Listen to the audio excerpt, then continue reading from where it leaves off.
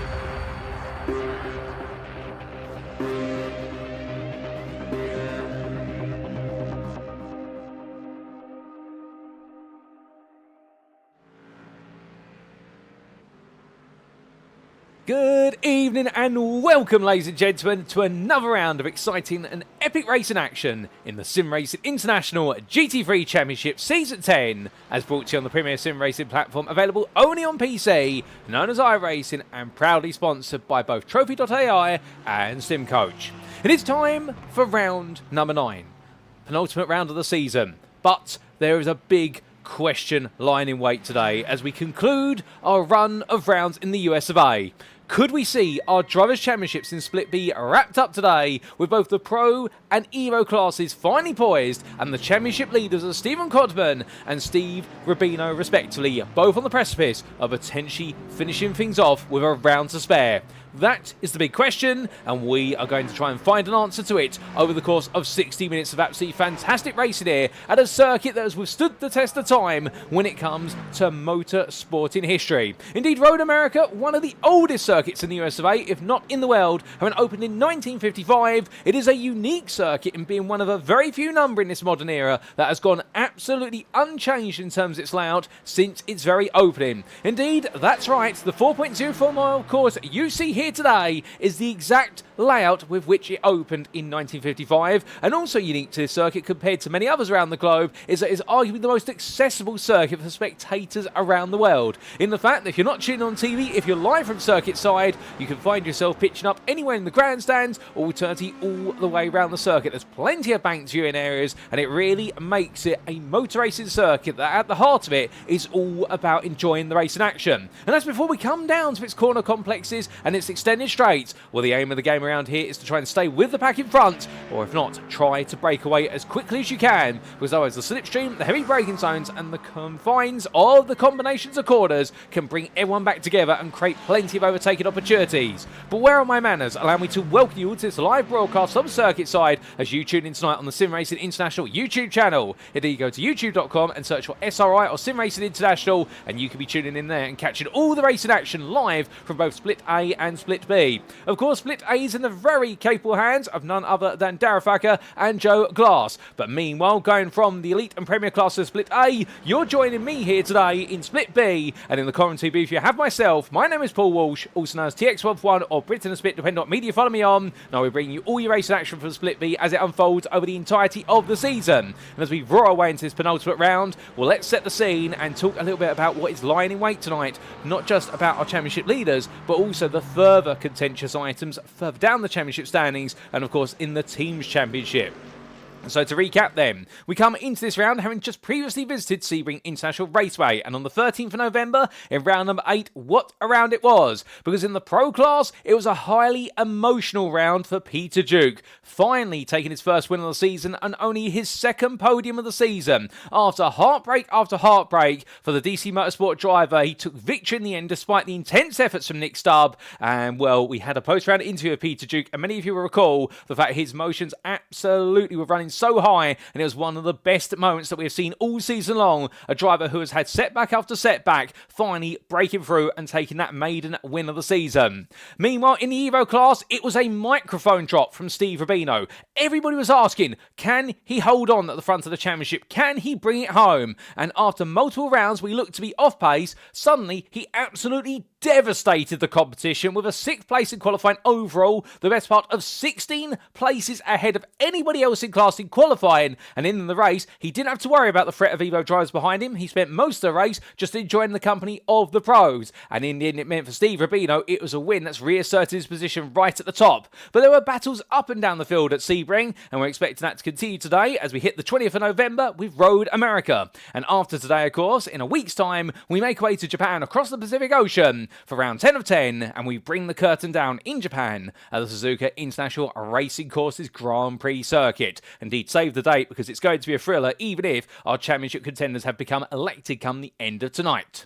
But coming into this round then, let's talk about the standings after 8 rounds of racing with drop scores allotted for as well. And as we can see, starting with the Pro Drivers' Championship, your top 12 is as follows. Stephen Codman leads for Axis Sport Blue. His championship lead has been gradually chiselled down over the last couple of rounds. However, he will not fret because on 620 points, he is 152 clear of Nick Stubbe with the Vulcan Fasters at Glass Tip Racing Driver 9. That right now he needs perfection and he needs Codman to have an absolute nightmare day today at Road America. But the one thing that the Axis Sport Blue driver has demonstrated over the last couple of rounds is that he knows he doesn't need to win the championship by taking victories overall. All he needs to do is gradually walk to the crown, and he's already got one hand on the title.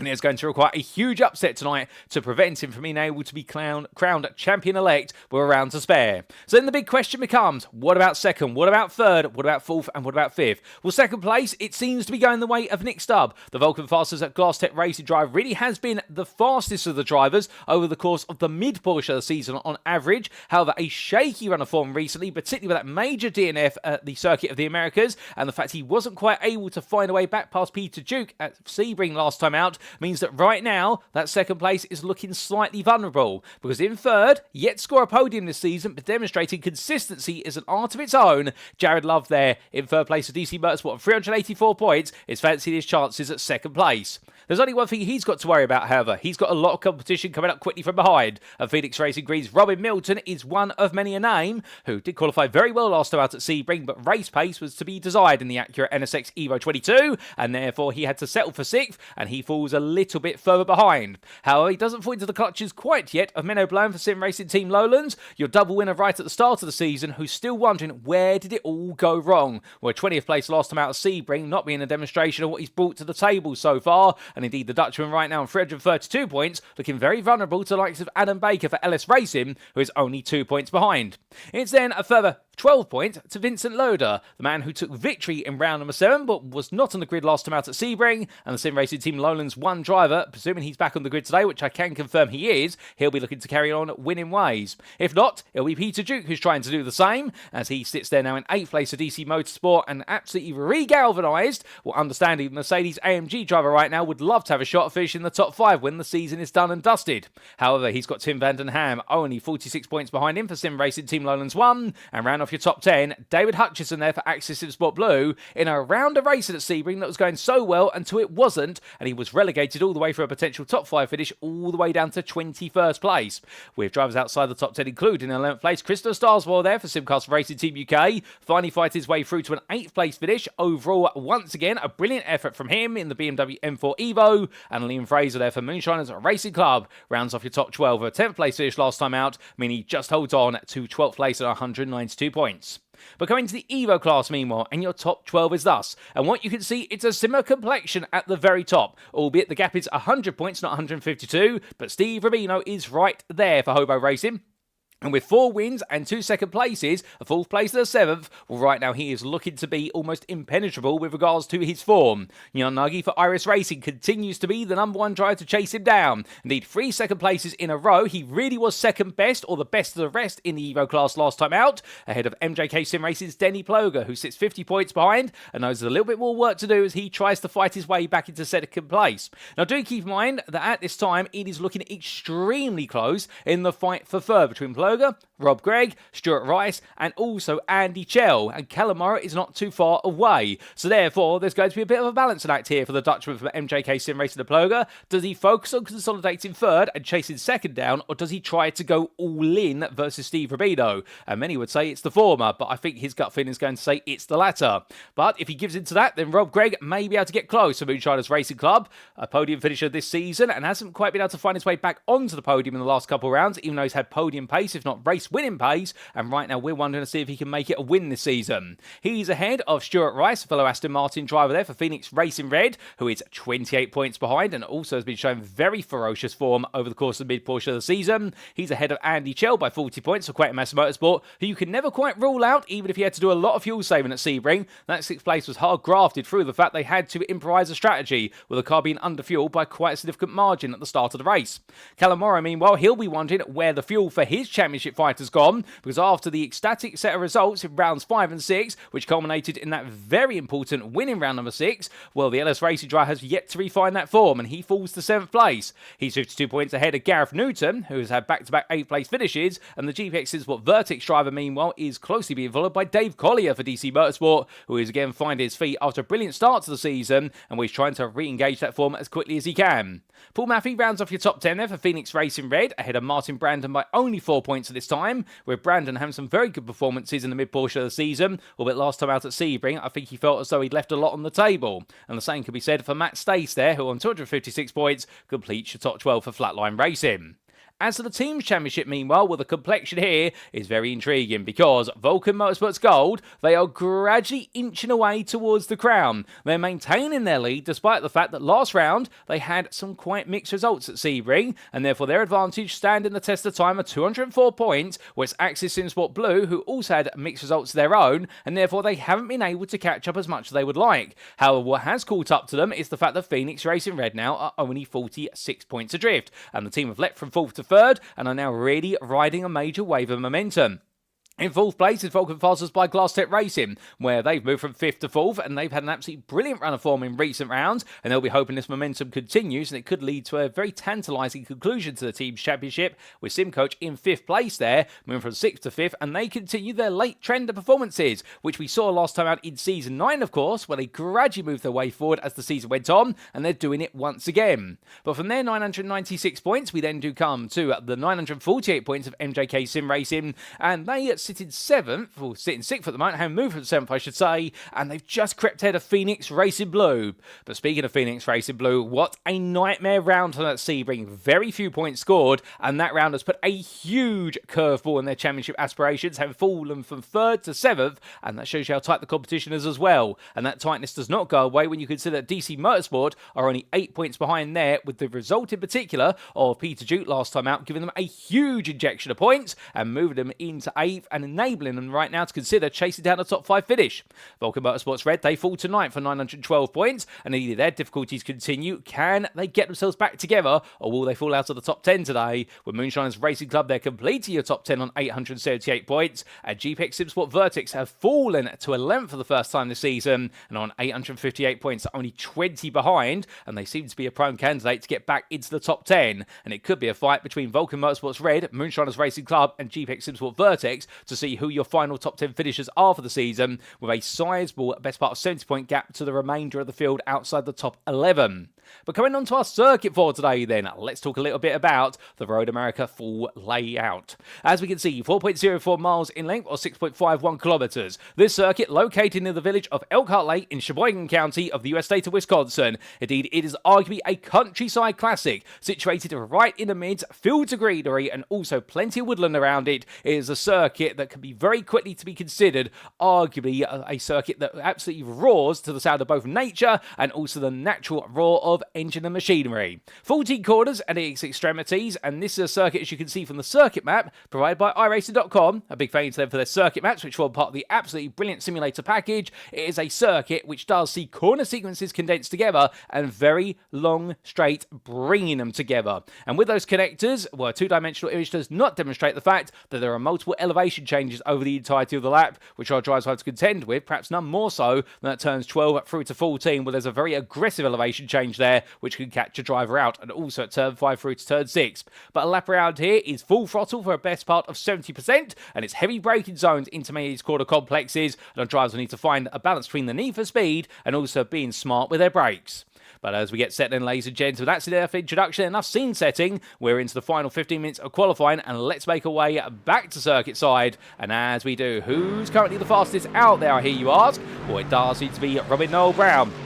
Right now for GPX SimSport, who is roaring his way through on the Vertex machine, and that Ford Mustang GT3 arguably one of the favourite contenders of car here today, given the fact it's a naturally aspirated V8 5 litres with regards to its capacity, and we're on home soil here. The aim of that Coyote engine is to absolutely roar as much as possible, and indeed the GPX SimSport Xenon machine there, let me get the team right, because you have Vertex and Xenon for GPX SimSport. Robin Noel Brown back on the grid and looking to try and impress everybody with an absolute monster performance. But of course, from one Ford Mustang to another, it's Stephen Codman, who is only 1.5 tenths behind at the moment, and the SimSport driver here heads his way through the sweeper, or the kink as it's properly known, and in towards Canada Corner. And well, if he was able to qualify on the front row of the grid, I think he'd be very happy with that. Or he's got to be very careful though, as he takes a bit of grass into Canada Corner, and that completely upsets all the momentum that he picked up.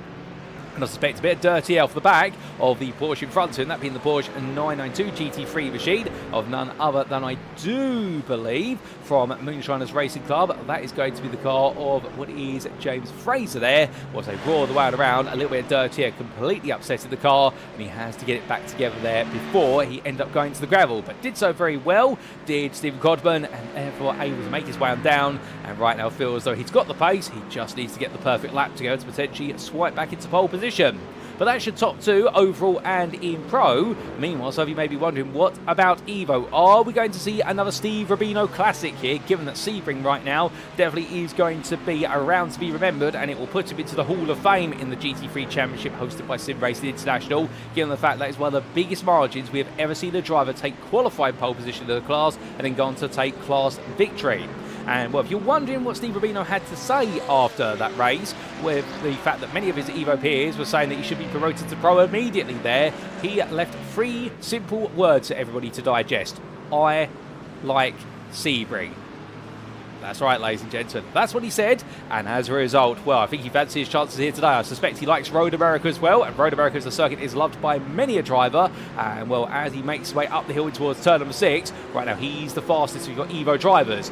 However, unlike last time out, the gap between himself and the rest of the Evo field is not as clear to see, because whilst there are 4 places between himself and Andy Chell, well, Chell in terms of relative pace right now is only 2 tenths behind in the Aston Martin V8 Vantage Evo, and the Quatermass Motorsport driver, well, he's in the car that lacks the straight line speed, but it's a very consistent and comfortable car through the corners, and therefore he'll be hoping that the high speed corners here in particular, as he did mention in his post-round interview at Sebring, that is going to give him an advantage over the Mustang, because whilst the Mustang has got a lot of straight line speed, what it also has is a lot of weight and a lot of understeer native to the car, but with the open setups that our drivers bring to the table week in, week out, they can adjust most of the car's settings. The only thing they cannot adjust is the precise gear ratios of these cars, where they are fixed to 3 particular gear ratio settings on sprint setups, also FIA grade setups, and also Daytona or endurance setups. I suspect most of our drivers here will be going for the FIA grade setup, given the length of the straights, although some may dare to dream to go for the sprint setup, but they'll lack top end speed.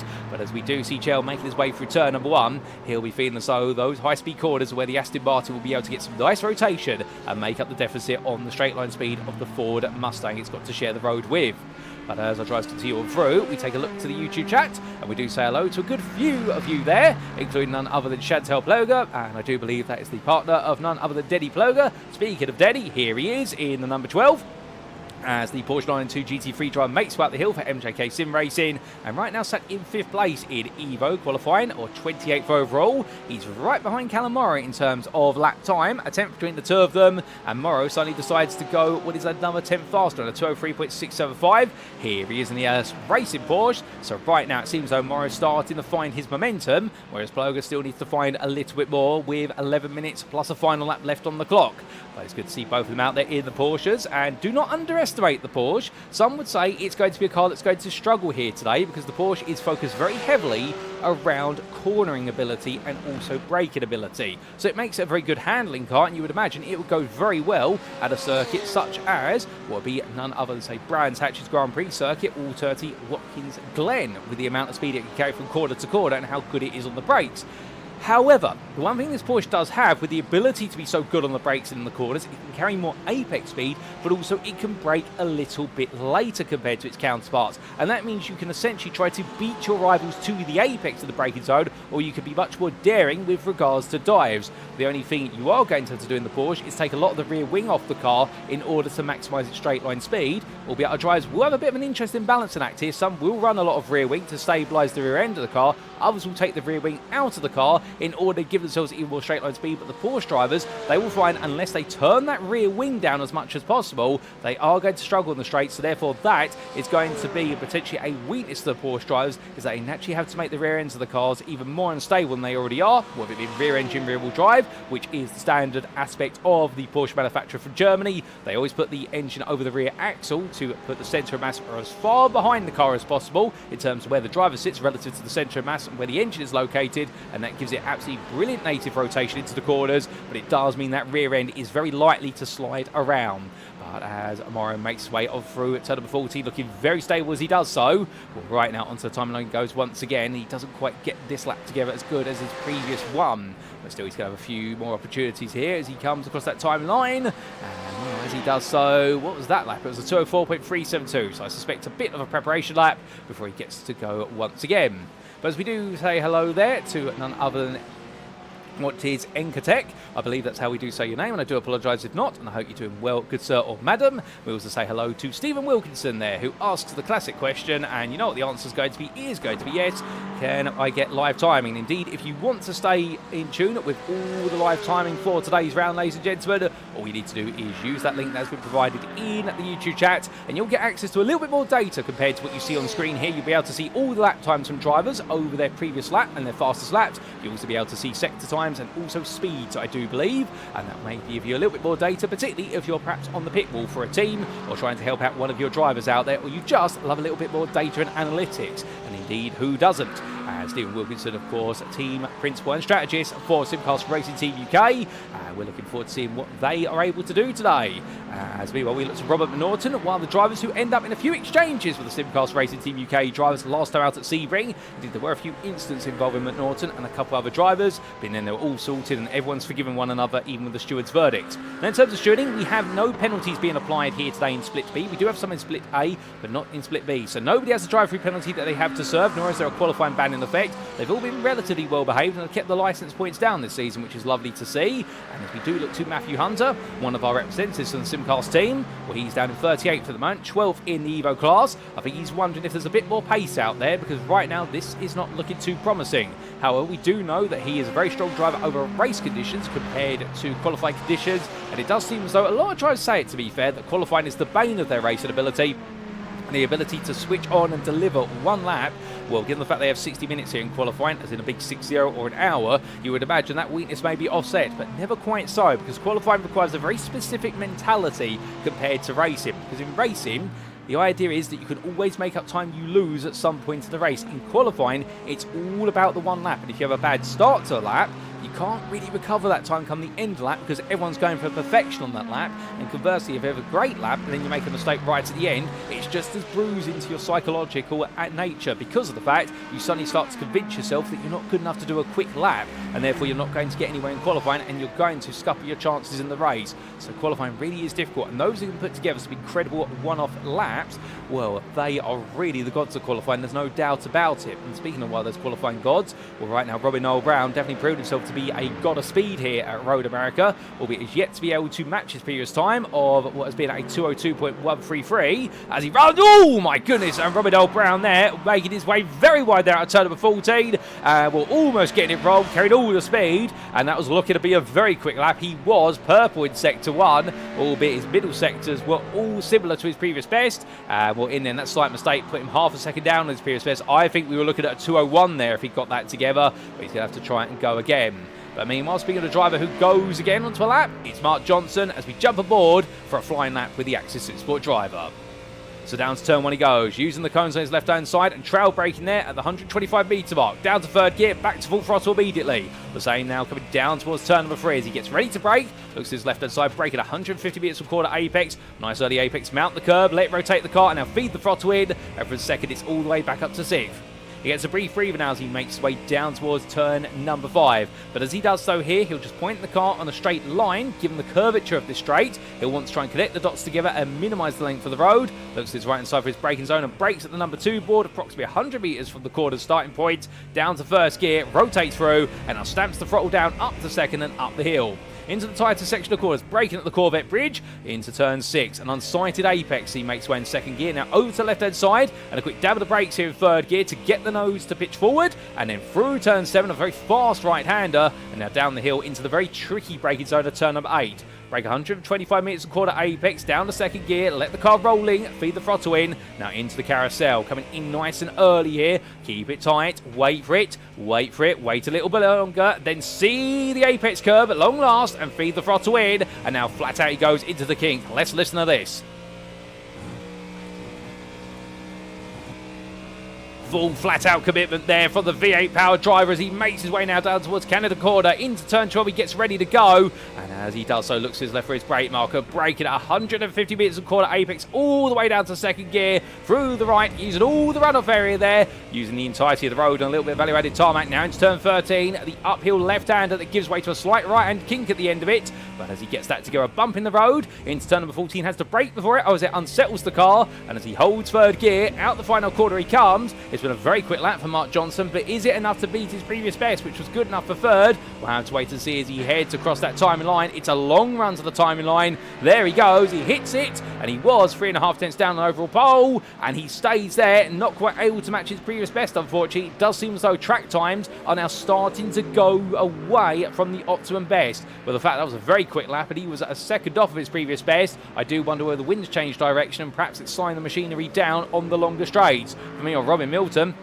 is having no such difficulty as he makes his way down the start for the straight, having just moved up to 4th in the Acura NSX Evo 22. And the 155 driver right now is absolutely flying out there as he gets ready to go in towards turn number 3. And we have previously seen a lot of success for the Phoenix racing driver this season, but right now in an Acura that's definitely nowhere near as popular as it used to be, given the balance of performance changes that it's been hit with over the last 4 months that have seen it move away from arguably being the ideal car for most circuits. Well, right now it's a very specific car. It's a car that's very reliant on its aero and electronics, and well, Milton right now using all the cars to its extremities, and he's doing very well. And of course, it's a bit of a sad era in GT3 racing in real life, because the Acura NSX Evo is very likely to be retired from the grand theatre of motorsport come the end of this year, given the fact that the Acura outfit, well, they do continue to supply the car in limited numbers, but it is a car that is nowhere near as popular with regards to customer teams anymore. And indeed, we could be seeing the same occur for the Lexus RCF GT3,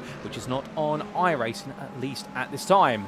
But as Milton makes his way on around, well, 2.5 minutes left on the o'clock. We also say hello there to Ross 9587, who says, good evening all, rum in hand and locked into the pit wall for the Supercars racing teams. We do have both Ross and Stephen on the pit wall there, so you've got the full force here at the Road America circuit, and I hope you're both doing well, gentlemen. And indeed, I can't ask for any of the rum, but if I look out my commentary booth window, I think I can see you down there on the pit wall having a good old time, as that's not a good old time for Liam Fraser. He gets it wrong and goes around there on what was the exit of turn number 5, and I suspect that's a rear right tyre that was just briefly dipped to the gravel. But James Howarth, meanwhile, in the number 154 for Dexterous Motorsports. Let me get that right. Goodness me, I'll get my team names in the wrong order at this rate. Was he makes one around in the Aston Martin. Runs very wide there at the carousel, but he gets it back together. You can take multiple different lines through the carousel, and there Howarth demonstrating the fact you can run very deep initially to set up a much later apex. That's going to be important in the race in particular, because you can use that to slingshot your way behind another driver to the kink and carry all the momentum. Albeit it's not recommended to go too wide through the kink, because it's flat out through there on low fuel in single file formation under race fuel, particularly in the early stage of the race where the fuel tanks are heavy and the tyres need to be rubbered in. It is going to be a lift through there if it's single file. Double file, it's going to be potentially even dab of the brakes or a massive lift for both drivers involved, and it requires a lot of faith and belief in your rival who's alongside you. But Howarth right now, he's got to try and believe here. He can move up from 17th place, as we do see him demoted to 18th, with Plus Bellin just moving ahead. So Wellen doing a good job. Also David Hutchison moves up to 13th now at 202.867. And as Howarth crossed the line, it does not improve, but he's got one more lap to try it and show a bit more pace. But as he heads along, we also say hello there to Jonathan Berry, or Berry Racing, and I hope you're doing well, good sir. Always good to hear from you, and I'd love to see you back on the grid at some point in the future, because indeed you've had some absolutely brilliant performances in the Evo class, particularly if my memory serves me correctly at Brands Hatch in Season 9 with a monstrous performance there. But as our drives coming through, well, it's definitely been a monstrous performance for Robin Noel Brown overall in Pro. Meanwhile, Steve Rubino seems to be taking Evo pole position here, as Andy Chell's still trying to throw everything he can at this. He has got the gap down to 4/10 in fact, so Chell has slightly made some inroads versus Rubino, but not enough to upset him. But Chell, conversely, has a lot of time over the rest of the Evo field, with Stuart Rice, meanwhile, well, the delta between the two of them is 1.5 tenths. And for Chell, that's quite a sizable margin there, so Rice will know right now he's got some work cut out for him to be second, let alone the winner. As you can see, Chell, they're fighting the car, and I wonder whether they've taken a lot of rear ring off of that car. So that looks very unsettled there through turn number 5, but for Quatermass Motorsport, they've decided the risk is worth the reward. As meanwhile, who can get a last reward in here, given that the timer has hit 0, 60 minutes is up, and those who are on a lap now need to finish it. And the first who's going to finish their lap very shortly is none other than David Pilcher, the Simcast Racing Team UK driver in the 54 Porsche. Well, as he comes out of the final corner, he has found himself down towards the back of the field in qualifying, and this is an out lap, so he's using this as a reference lap really, and I think he's just going to try and practice for as long as he can here, and indeed just wants to find a little bit more pace. He'll start from the very back of the field, but that's not necessarily a bad thing, because of course he will have the best possible visibility should there be any carnage into turn 1 or turn number 3. Those are normally the big pinch points in the opening lap, and turn 1, when you do have the best part of 40 plus cars going into it in any manufacturing series, where it be GT3s all the way through to MX5s, will understand there can always be a chance for chaos. But right now, as James Howarth makes his way across the timeline, he was 18th. Does he move any further up there? The answer is going to be no. He stays where he is, and we still do have Jared Love heading towards the line. He comes out the final corner, now into the Ford Mustang. I do believe he's decided to sacrifice the Mercedes AMG Evo for the Mustang, and I believe the team has made the conscious decision there. Every driver has had one free car swap this season. Love has now deployed it, and as he heads across that line, he was 16th, he stays 16th there, and it does not quite work for him. Vincent Loader, meanwhile, oh my good lord, that's Loader into the barrier there, coming out of turn number 13, a huge knock to the car. My goodness, ladies and gentlemen, that's a big shunt. Can we get a quick replay of it? Yes, we can, and this was Vincent Loader making his way on a fast lap through turn 13, hits the apex, go way too high, the rear of the car comes crashing down, and in there as he tries to get it together, it just goes shattering to the wall. My goodness, the SimRacing Team Lowlands car there falling to pieces. And well, back to your circuit side we come, and as we we do, well, time is of the essence, and it's all used up. It's time, as all of our drivers have completed their qualifying laps. So it does seem as though it is Robin Noel Brown who has taken overall and pro pole position by 1.5 tenths over Stephen Codman, and it's Mark Johnson just behind there, but our top three are all Ford Mustangs, and then Robin Milton bucks the trend there with the Acura NSX line up in fourth place ahead of the Ferrari and the Mercedes of Tim Vandenham and Peter Duke. Meanwhile, in Evo, well, it is championship leader Steve Rubino who's done the hard work. He's put himself 19th overall for class pole position, 3 places ahead of Andy Chell, who's at second place in class, and then you do have a close contest between none other than Stuart Rice, Callum Morritt, Jan Nagy and Denny Ploger, with Rob Gregg also there, and then Robert McNaughton makes its 8th ahead of James Fraser and Paul Maffey in the class. They are 35th through to 37th respectively, those final 3 drivers. But here comes Matthew Hunter then, he makes his way into the pit lane, and that officially confirms that qualifying is complete, ladies and gentlemen. And was Hunter calls things on down here all the way down in 39th place, but knowing he's got plenty of time to try and make up places, well, we make our way into the final warm-up preparation session for what will be our 60-minute race. But of course, our drivers do have the pleasure of a 5-minute respite. So in this period of time, well, those who've not had a good chance of getting on well in qualifying, they've now got a good opportunity to try and take a look at the setup, speak to the team and try to understand what has gone wrong. Was it the driver who made a mistake? Or is it the fact the car setup's not quite right? Is it something in between? Or did they not quite find the right space on circuit? Because whilst this is one of our longer circuits on the calendar, spanning just over 4 miles, when you do put 44 cars out on the circuit, you do the quick mathematics. Indeed, we'll simplify it a little bit by saying 4 miles and 40 cars there, and we'll very quickly find it's only 0.1 miles per car if they're all out there approximately, and that is a very small amount of room. Indeed, to try and put that into what would be meters for those of you who are more metric minded, well, I do believe that'd be the best part of approximately about 160 meters available to each driver before they find another driver. It's not long at all. But as everyone makes the way around, well, we do say hello there to a few more of you, including quite the fan club there for Nick Stubbe. First up is none other, and I get the feeling that I'm potentially going to butcher this name here. I'm going to give it my best shot, as Fotis Katios gives it his best shot coming out to turn number 3, but the split track esports driver goes all the way around and to the grass. He always keeps us entertained, to be fair, but it's normally because of his absolutely brilliant battling. But there, a bit of entertainment by getting it wrong at turn 3, but he'll learn from that one. I suspect that was a run wide on cold tyres on the exit. But we do say hello there to, firstly, none other than Evelina Yakovleva, and indeed cheering on Nick Stubbe. We also do say hello there to Dutch YTG 1999. Indeed, it's so great to see so many Stubbe fans tuning in right now. Well, is Nick Stubbe out there at the moment? The answer is no, he's not. He's sat in the pit lane. He's not even in the car. They decide to keep the car in the garage for now, and I think he's just deciding to do a little bit of mental preparation, a bit of meditation before he goes racing. We also say hello to Andy Chell in the YouTube chat, who takes a bit of a breather, and he says, man alive, that was a tough quali session, and that's in reference there to the fact that finding the space, as Robin Noel Brown, ooh, goodness me, that's not the way you want to do the carousel, and given he is your pole sitter overall and in pro, the GPX SimSport Xenon driver right now, I think, may be just trying to see how quick he can go, but as he brings himself back together, everyone makes their way through. And that's not a mistake you want to make in the race, Robin, because otherwise it's going to very quickly see you drop all the way to the back of the field. Albeit I think right now he's getting all the mistakes out of the way in this warm-up session, so that way he doesn't have any available in the tank when he goes racing. He can only dream for perfection.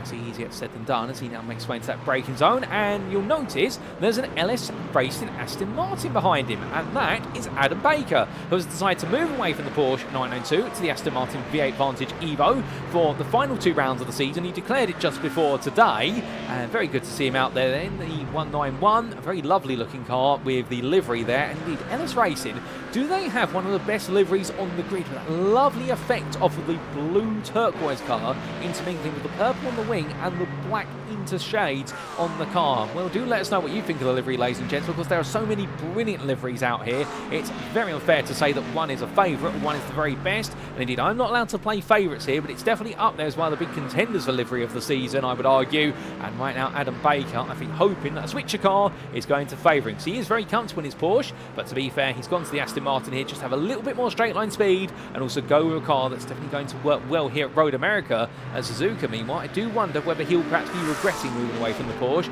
because Suzuka is a circuit that definitely goes well with a car that's got a lot of rotation in it, but in the first half of the lap. We'll also do say hello to Stuart Rice there, who talks about the challenges in qualifying, particularly the fact that Indian Steve Rubino put himself half a second faster at the end of the qualifying session, and Andy Chell providing a little bit of perspective there as well. Of course, it does also keep in mind the fact that we only have dry conditions for this season. I think a few drivers are wet weather specialists, and indeed we'll never forget the absolute madness at Mazzano in Season 9, where we did see 3 members of the Evo class take the top 3 steps of the overall podium in the second and 2 sprint races there in absolutely inclement conditions. That's what the rain sometimes does. But this is technically a sunset season. All of our races involve pure, brilliant sunshine, albeit with a time setting of what is sunset. So by the end of the race, the headlights will come on, and also the floodlights if there are any. Oh, goodness me, that is a very, very quick catch there from Liam Fraser as he almost flooded his car's tyres with grass, and we got it back together just in the nick of time. And he makes his way into the pit lane there and decides, I think, to give himself a bit of a breather as he makes his way on down. So Alvarez is here, and we are only 20 seconds away from going to the grid for our one and only race, as all our drivers get ready then for this one. Well, there's been plenty of cars out on circuit in this final warm-up session. There's also been many in the pit lane. I don't think anybody wants to really reveal their hand right now, as Callum Morrow, I think, is going to take the accolade of the fastest lap in the warm-up session. But with that, ladies and gentlemen, it is time to make our way to the grid for round number 9 of Split B's Season 10 of the SRI, or the SimRacing International GT3 Championship, brought to you by Trophy AI and SimCoach.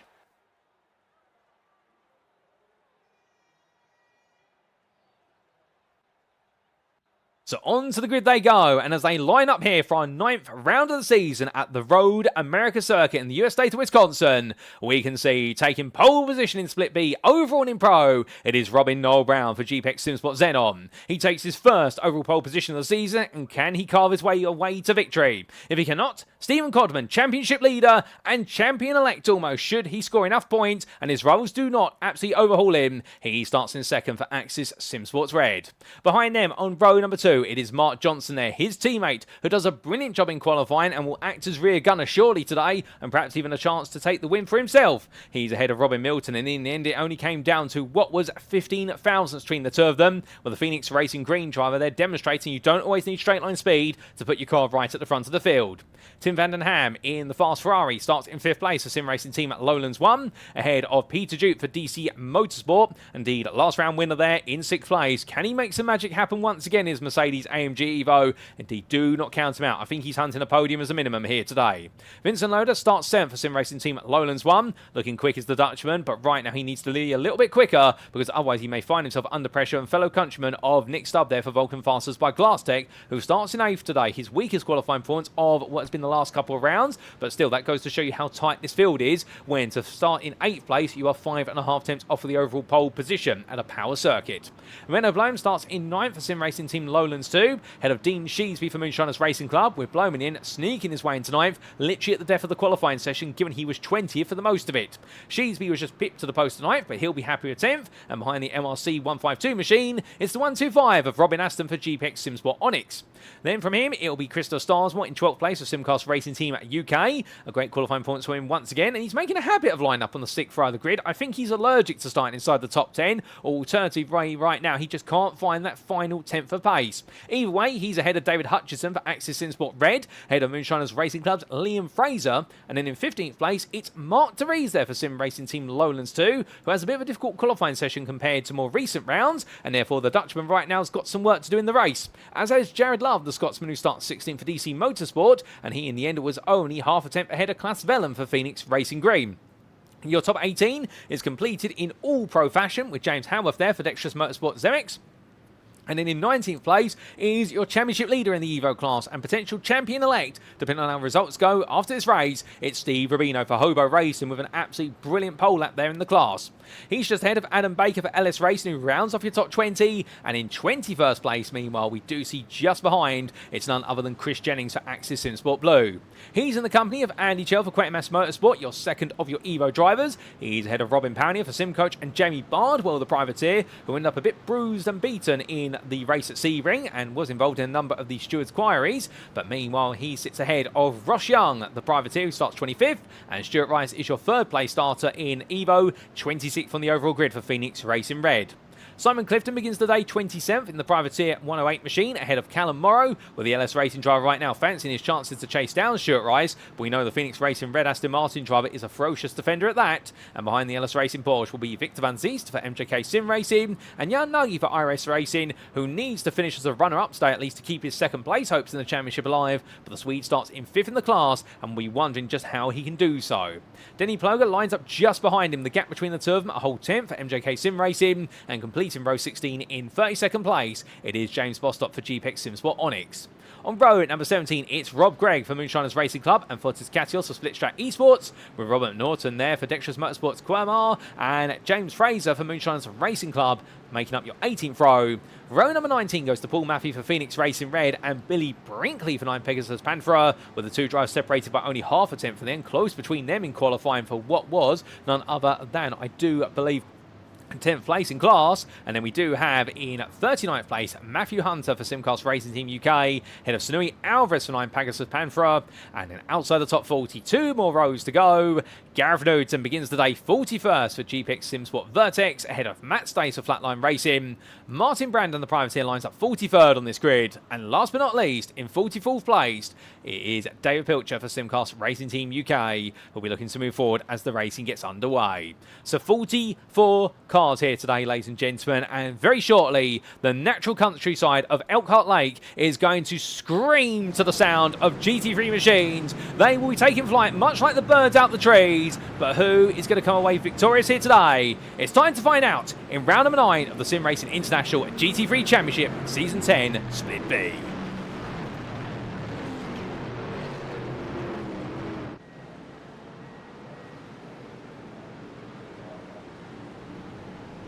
And it's lights down, away we go there for all the drivers. They roar the way away. Robin Noel Brown, they're having a bit of a slow start, and Stephen Codman being given an opportunity to use the side draft there to stay nice and close. They come down towards turn 1, but as they do, you can see behind everyone going 2-3 wide into this opening braking zone. It's getting a bit firm there. 3 wide. Vincent Loader being elbowed out as Dean Sheesby splits the Ferraris. Lovely work from him. Further back, the rest of the field now making its way safely out of turn 1 and down towards turn number 3 for the first time today. This is where it could get to a crunch point here, particularly anyone out breaks themselves, as Sheesby trying to go round the outside there of Tim Van Den Ham. He's going to get it, is Sheesby. Sheesby's absolutely flying right at the start of this race. He picks off both Ferraris in the space of 2 major corners. The leaders make the way down, and further back we can see Steve Rubino still leading as your Evo leader in 21st place, but he's been surrounded there as Chris Jennings tucks up the inside, and Rubino not fighting it too hard, but Stuart Rice is getting close. Meanwhile, Pounding's going one way. Me on the other side is going to be Bardwell. Rubino being reverse Moses right now, but he puts the Bible back away and says no reverse Moses for you, and Bardwell's going to be on the inside of him here, coming in towards turn number 6, but look who's right behind him, Stuart Rice. Right now I can understand that Stuart Rice was frustrated at being so far back in qualifying, and I think he's using that to motivate him as he's moved up into 2nd place in class. Where is Andy Chell? Chell's all the way at the back of the running order. There's been an instant for Chell, I'm not quite sure what's happened, but meanwhile that is Fontes Katios. Katios up the inside, car around, that's a Ferrari. That's Mark De Vries who's gone spinning around at turn number 8. Everyone does a great job of fanning around the stricken Ferrari that just sits there praying that nobody prangs it on the front end, and in the end they're able to avoid it. Well done to everybody for that one. Indeed, and the fact that we have got everyone still safely running is testament to the skill and ability of all our drivers here in Split B. But as they make the way on through, well, right now your leaders, they're already down towards Canada Corda, and Robin Noel Brown is trying to extract a bit of a lead here, but Stephen Codman is not letting him pull away. Albeit I get the feeling that Noel Brown was expecting it to be this way, but understandably Codman is enjoying the fact that he can just put on some mental pressure. Further back we can see Liam Fraser right now on the attack, trying to replicate his teammate Dean Sheesby in his own Mercedes AMG, but it's not quite working out at the moment, as meanwhile I think we've had something go very wrong for a driver. Only moments ago Matthew Hunter's off in the gravel there at what is Canada Corda. We're going to need to get a replay of that. Christopher Starswell's also been involved in a shunt. I believe Matt Stace as well has got some damage to the car, so we will find out shortly what exactly has happened to them. But after one lap of racing, well, it's Robin Noel Brown who leads overall in pro, head of Stephen Codman who's 2nd. Robin Milton sits 3rd in the Acura NSX, head of Peter Duke who's moved from 6th to 4th. Nick Stubbe up from 8th to 5th, and then we do have Mark Johnson who's lost 3 places down in 6th. Vincent Loader holds 7th at the moment, the highest of the Ferraris, ahead of Dean Sheesby, who's right on his heels. Then it's Robin Aston in 9th, and Menno Blown completes your top 10 with Tim Van Den Ham, the biggest loser of the top 10 since the start of the race in terms of places, where he's dropped all the way to 11th here, and the Ferrari driver right now, I think feeling as though he's been elbowed down the order. Sheesby, to be fair, was very fair about his moves, but understandably one driver had to lose out. It was Van den Ham, and we might be losing out to Liam Fraser here as Van den Ham outbreaks himself. He has to dive to cover off Fraser, and that puts Menno Blome under pressure. I think he was on the radio there under braking, saying, Menno, I've got to come up the inside. I can't hold this position otherwise. And he takes the place of a Menno Blome, and Fraser right now, well, he's going to be looking at this and thinking if he can keep this pressure on, he can really upset the race for SimRacing Team Lowlands here, because right now he is so full of life, is Fraser. We've seen this all season, the fact that in these early stages he really goes for it, but here at Road America right now, give a round of applause to this man because he's throwing everything at this, and meanwhile the Ferraris in front of him seem to be taking a very long time to get any tyre temperature. Well, as they come down through the carousel, you can see, look at the way Fraser's pointing the car. He's got so much front end grip here. It's pointing the car where he wants it to go, but understandably into the kink here. He's going to have to lift off and chuck the car at the apex, give him the dirty. He's got to turn it in early, but in the slipstream now, that 6.3 litre V8 is absolutely going to go on the attack. Blome goes defensive here, but he is going to be up against a tough opponent, is Fraser. Into the brain zone, they go for Canada corner, and Menno Blome right now will be trying to say to the team, look, I will keep Fraser behind, but you all need to get away as quickly as you can, because look at the queue that's building. Jared Love's there now as they make the way over turn 13. Love's going to have Klaas Vellen right behind him shortly in the leading Corvette, the Citadel 6 GT3R, and what a lovely car it is, similar to the Ferrari in many respects in terms of its aerodynamic model, but as they head onwards right now, Klaas Vellen enjoying himself out there, much like Robin Powney in his own Corvette. They are going to show what they can do later on the race, I'm certain of that. But from them, well, we come back down into the Evo order and we look to Robert McNaughton, who, oh goodness me, that's a move up the inside of David Pilcher there. Pilcher's gained a lot of place at the start, in fact, up to 33rd from 44th, albeit now down to 34th there. But Pilcher's definitely avoided all the trouble as McNaughton carves his way through turns 13 and 13A. And now Gareth Newton's going to go on the attack here to try and take a limit place in Evo of a Pilcher. But the Simcast driver right now, well, he's just staying out of trouble here and enjoying himself. And that is what most of the story is about when it comes to racing. But meanwhile, one of the big questions we've got to ask ourselves is what exactly happened at the start of the race. And, well, we do have a replay to start to explain. We begin with misery for Andy Chell. Now, this was at the race start. Chell making his way up to speed, and I think he's going to be off the road here before he gets to turn 1.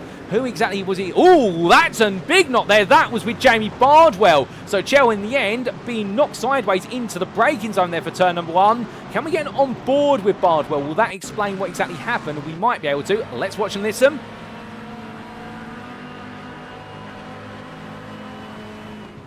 And it was, in the end, just a slight misanticipation of the concertina effect there from Bardwell, it would seem, from that on-board angle, and tap in the rear of Chell and send him onwards. But Chell did very well there to pull the car back onto the road and avoid the tyre barrier, but unfortunately lost all of his starting positions and fell to the back of the order. We then had this for Christopher Starsmore. This was Starsmore making his way down in towards the braking zone for turn number 8. Was turned there, and well, that led to a bit of a moment, and that was Starsmore and Hutchison both escorting each other off the road. However, they were able to quickly rejoin. Meanwhile, it all went wrong for Mark De Vries at the corner. There you can see him turned around, but why was he turned around? And well, the answer to that is quite straightforward. This replay will demonstrate it. That was Adam Baker on his outside. Was there contact between the two of them? It looks on the end. Oh my good lord, Chris Jennings there came in way too quick for the situation, and I believe Jennings was expecting De Vries to have a lot more speed at the apex, but that inside line upset it. A bit of a tap there from one of our Porsches. I think that might have been the MJK machine of what was there, Victor Van Zies potentially making that contact. I might be wrong on that, in fact, not 100% certain, but somebody, in fact that was Denny Ploger there, who's fallen a long way down the order. So there's been a lot of drama at the start of the race, and what everyone trying to get it back together eventually. We also had this for Rob Gregg on the opening lap, and Greg having some difficulty, no doubt about it. This was going through the kink. A driver getting it wrong in front of him. Car rolls across the road, my good lord. And that was, well, you can understand where Ploger's gone backwards. Greg got caught up in that as well. And that was James Fraser going one way, then the other. The car bouncing all over the road in the end. And, well, the ping pong ball Porsche ended up collecting a couple of cars there and causing a bit of a domino effect. And, well, that explains everything that's happened on the opening lap. As we come back to your live racing, ladies and gentlemen, and in good time, because we've got plenty more racing to come here after the early drama. Gareth Newton immediately up the inside of David Pilcher here as they make the way out to turn number 1. Down towards 3 they come. Albeit Pilcher's not going to back off immediately as they fight over a length in Evo. Pilcher's trying to hold the outside here. He's going to go for it. Good racing here from Pilcher in the 54. He's got the traction in that Porsche, but now he's got to wonder if he's got the straight line speed. The answer is we will see. He's got the best part of what will be almost a mile worth of straight to run with. But as Pilcher stays side by side here, well, Gareth Newton with him. And right now, Pilcher has got the straight line speed. That Porsche's got a lot of traction, a lot of top end. Newton, meanwhile, has got the better braking ability here, and that's going to enable him to go around the outside. Pilcher fought it very hard, but now he's got James Howarth, Chris Jennings, and Mark De Vries for close company. They're all very gradually catching up behind. Albeit, we should correct ourselves there, because that's Matt Stace directly behind James Howarth in the rear of the picture. You can see Stace there in the privateer in the flatline racing machine. He is a lap down due to the damage he picked up right at the start of the race. But back towards the pro field, Tim Van Den Ham up the inside there, Robin Aston fighting hard for position here. Aston trying to come back at him as they head over the rise, and Aston in the 125 car that's in all white today. Oh, that's a bit of contact to the rear of Aston from Liam Fraser, comes in very hot, and Aston the end being ejected off the road there, and I believe that contact sent him out wide, albeit in fact we have not seen Robin Aston. I don't know where he is. He's gone somewhere. We will try and see where he's gone very shortly, but Robin Aston being pushed all the way down. In fact, he's still recovering the car. Look at the rear of the car and you'll see the damage picked up from that contact, and I don't think Liam Fraser meant it intentionally, but that was a concertina effect there that led to him going off the road. But from them, oh my good lord, there's even more chaos down the start finish straight. That's Klaas Vellen and Menno Bloem coming into contact, and Bloem at this point a passenger in his car. Klaas Vellen as well into the gravel, and the two of them had a bit of an altercation there as they made the way down towards turn number 1, and well, it's not gone well for either of them, and we need a quick replay of both incidents. We start with what happened to Robin Aston. This was up the hill into turn 13, not to the rear, and just sends him straight on effectively, and with such a flush hit like that, he had to get the car under control and try to see what was wrong before gradually coming back on. This was the Bloem versus Vellen incident as they headed up towards turn 1. And well, this camera angle is not too ideal. I think it was in the end two drivers trying to converge onto a line. And well, Bloem initially came across based on that camera angle, but I don't think he came fully across to initiate the contact. I think both drivers in the end were gradually pointing towards the same point and actually went into each other. But that's what we see from that one camera angle, and the aftermath, well, we definitely have certainty on that. That's an absolute nightmare moment, and Klaas Vellen has had to tow to the pits as a result of it, and there you can see him. Meanwhile, back on your live screens as well now, Jared Love and Liam Fraser together here as they fight over what is 10th place, with Love having made up 6 places overall and in class already. Liam Fraser's made up 3, so he's made some great progress. Hold up, there's a car in the middle of the road. Oh, goodness me, oh my good lord! And that's Dean Sheesby recovering the car. Jared Love, my good lord, how on earth did he see that? I have got no idea. How on earth did he control that? I've got no idea. Jared Love there, well, absolutely launching his Ford Mustang onto the grass and somehow keeping it pinned through the kink. My lord, that's a lot of rear wing on that Ford Mustang, surely, to keep it like that. Most cars would have gone around there after going up onto 2 wheels, but not Jared Love and his Ford Mustang. And I'll tell you one thing, if he doesn't win this race today, either way, he's won the hearts of many right now, because the DC Motorsport driver there does not give in, even when it's all about to go wrong. And somehow, some way, he's managed to hold on to 10th place. He's let Liam Fraser on through, so Fraser has made a place, but in the most unconventional manner. And for Katios, well, the Split Track Esports driver, he's moved all the way from 34th to 11th place. He's absolutely survived all the chaos and madness, and he's on to the bottom end of the top 10 in the space of only what is 11 minutes of racing. We're really going to have a word with him at some point and understand how he does this for Split Track Esports, because he just magically finds his way through the field. And well, right now, that McLaren, well, it's the highest place McLaren, just ahead of Jamie Bardwell's that's in the rear of the picture. But Katios right now, if he could get qualifying absolutely right, I would say he would definitely be a top 10 contender every round by default. But here we go then, ladies and gentlemen, as they power the way onwards. And I think Liam Fraser there, well, he backed off slightly to let what was the Ford Mustang a love through. But coming into the braking zone, you can see that Katios has come through with him, so Fraser won't be too pleased about that. Behind them, Jamie Bardwell and Adam Baker side by side. Baker up the inside of Bardwell will take the place. But back up the hill into turn 6 they go, with Baker making a move. And this is going to be Fraser now moving back up the inside of Katios there, retaking the place that he didn't want to lose there. As meanwhile, Adam Baker gets it wrong at turn 6 for a brief moment and rejoins and falls back on the place that he previously gained.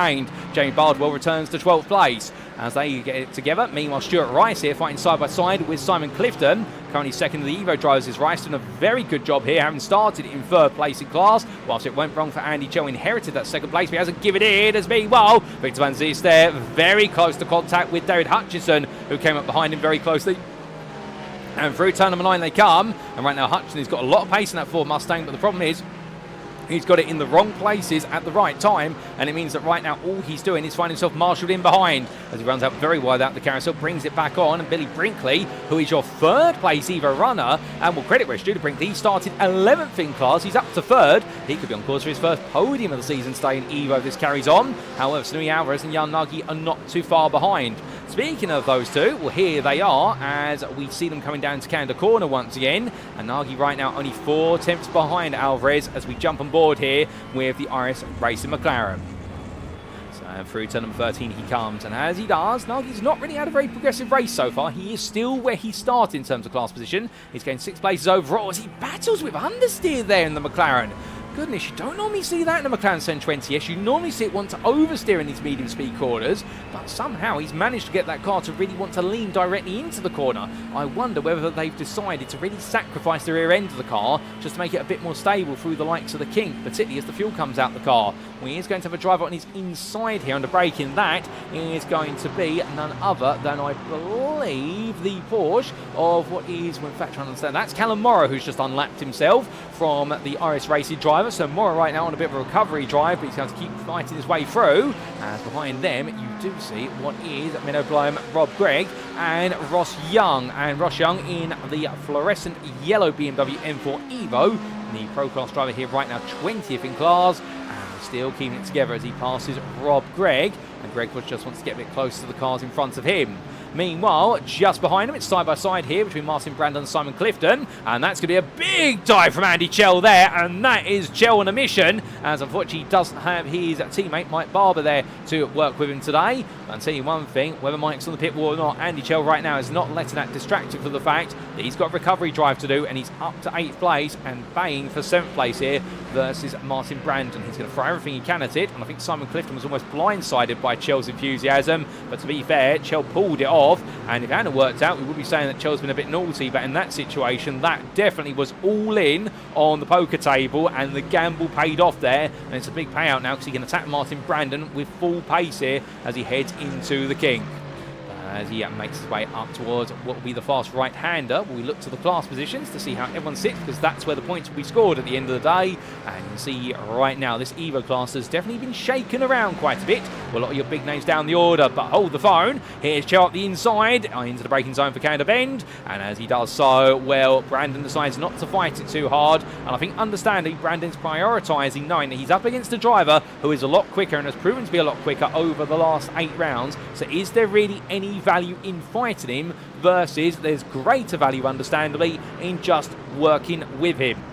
Especially when you are only 15 minutes into the race. If we were in the final 10 minutes, it might be a very different story. You can see Brandon here in the tow. Now, does he just stay behind and fuel save? He pulls out here. I think he's going to go for the move, is Brandon. I don't think he's just going to simply roll over for Chell. And well, Chell's going to be a little bit annoyed at this. He would have hoped the Mercedes driver would have backed off, but understandably, they're racers first. As Brandon carries all the speed into the corner. Chell backs off nice and early there, goes to the switchback. But Martin Brandon does take the place back there, albeit using a lot of left tyre life to do so, as Chell looks up the inside. And in the end, he does not quite find a way to get ahead. Albeit now Simon Clifton is right back there with them. And as we look back for the rear of the Mercedes AMG number 2, well, right now Brandon 7th place in class. He's fighting in then, so he's announced his determination, which is to fight Chell every step of the way. And the Quake Mass Motorsport driver looks around the outside again here. He's got so much confidence under braking that Aston Martin. He just goes slightly deep. Bit of contact there between Brandon and Chell. And will Chell elbowed out there as a result. But I think Brandon right now would argue that he had the right to line. I think Chell will be arguing, well, he hit me.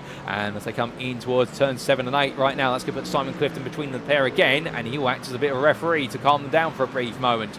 Meanwhile, it's all pandemonium here into the kink. It's too wide in. That's Cassius up the inside of Bardwell, and Bardwell runs to the grass. He keeps on track, however, as he rejoins. And as they make the way down, that's Cassius back into 12th place as he's stuck behind Adam Baker, and he's trying to force Bardwell not to pass him. It's the battle of the McLarens, and Steve Robido, your Evo leader, is right behind them here as they're all getting very nip and tuck as they come up the hill. But right now, well, Cassius is absolutely putting on another battle in display, but Bardwell's right there with him, and these two huge stars of this grid, they may not be the fastest out there, but give them a good car and give them a lot of confidence, and they won't stop battling until the end of the race. Indeed, I think if the race went on for even longer, they'd still be battling all the way to the end. But as they head down the start-finish straight here, going onto a 9th tour of the circuit under race conditions, well, Cassius in the slipstream there of Baker, demonstrating at a distance there's a bit less rear wing on his car compared to Bardwell. And how can we tell that? Well, the fact he's nowhere near as close to Baker compared to how close Bardwell is to the back of Katios, but notice the fact that Katios actually was extending the gap there down the straight. That's what tells you he's running less rear wing. As meanwhile, dive up the inside there from Bardwell, using extra rear wing he's got on the car in order to carry more speed to the apex. And as they make the way onwards, well, Bardwell got ahead, but now Rubino tucks in and watches them here as we ride on board with a Hobo Racing driver who doesn't need to get involved in this, but he will power his way on past there as he goes down the inside in towards turn number 5. But Katios on the outside there takes some grab on to break in, turns in, but finds the Ford Mustang is still there. Oh my good lord, sliding away over the road is the Split Track Esports McLaren, and Rubino backs off there, but they are fighting so hard as we are a bit further back. Victor Van Ziest is in 17th place, that's overall, but he's ahead at 2nd and 3rd place. Evo drives Stuart Rice and Billy Brinkley, and in fact it seems though Brinkley's being brought forward into the Phoenix Racing red Aston Martin, where Stuart Rice right now I think he's being held up a little bit here with all the fighting that's going on. Now we do see a message there from Stephen Wilkinson saying it was not the most ideal of opening laps. And indeed, unfortunately, the majority of the Simcast Race Team UK machinery all being caught up in that major incident at the kink on the opening lap. Particularly, all went wrong for Christopher Starsmore, and also to a degree for the other cars of the team out there. Albeit, of course, it was a good start for David Pilcher, albeit has fallen back to 35th, but he's still in it with a 12th place in Evo at the moment in his capable hands.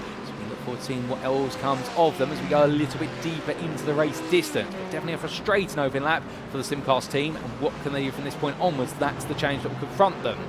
But as we do continue to stay transfixed to the fight for second in Evo, that is sandwiched in between the fight for 16th in the Pro class. Right now Rice pulling away from Brinkley again. He wants to pass the MJK Sim Racing machine of Victor Van Ziest in order to be able to extract a little bit more breathing room for his race distance.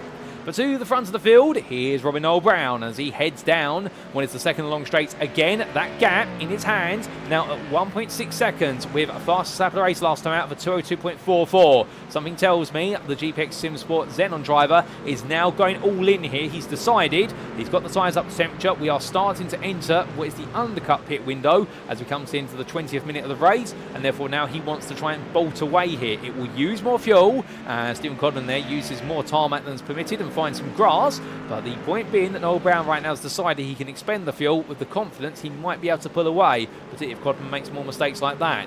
Nick Stubbe, who started 8th, he's in 3rd now, and he's ahead of Robin Milton. He's found his way on past, and indeed has done that on previous laps. It was made on lap number 7, and I believe we can get a quick replay of that in fact, and here it is.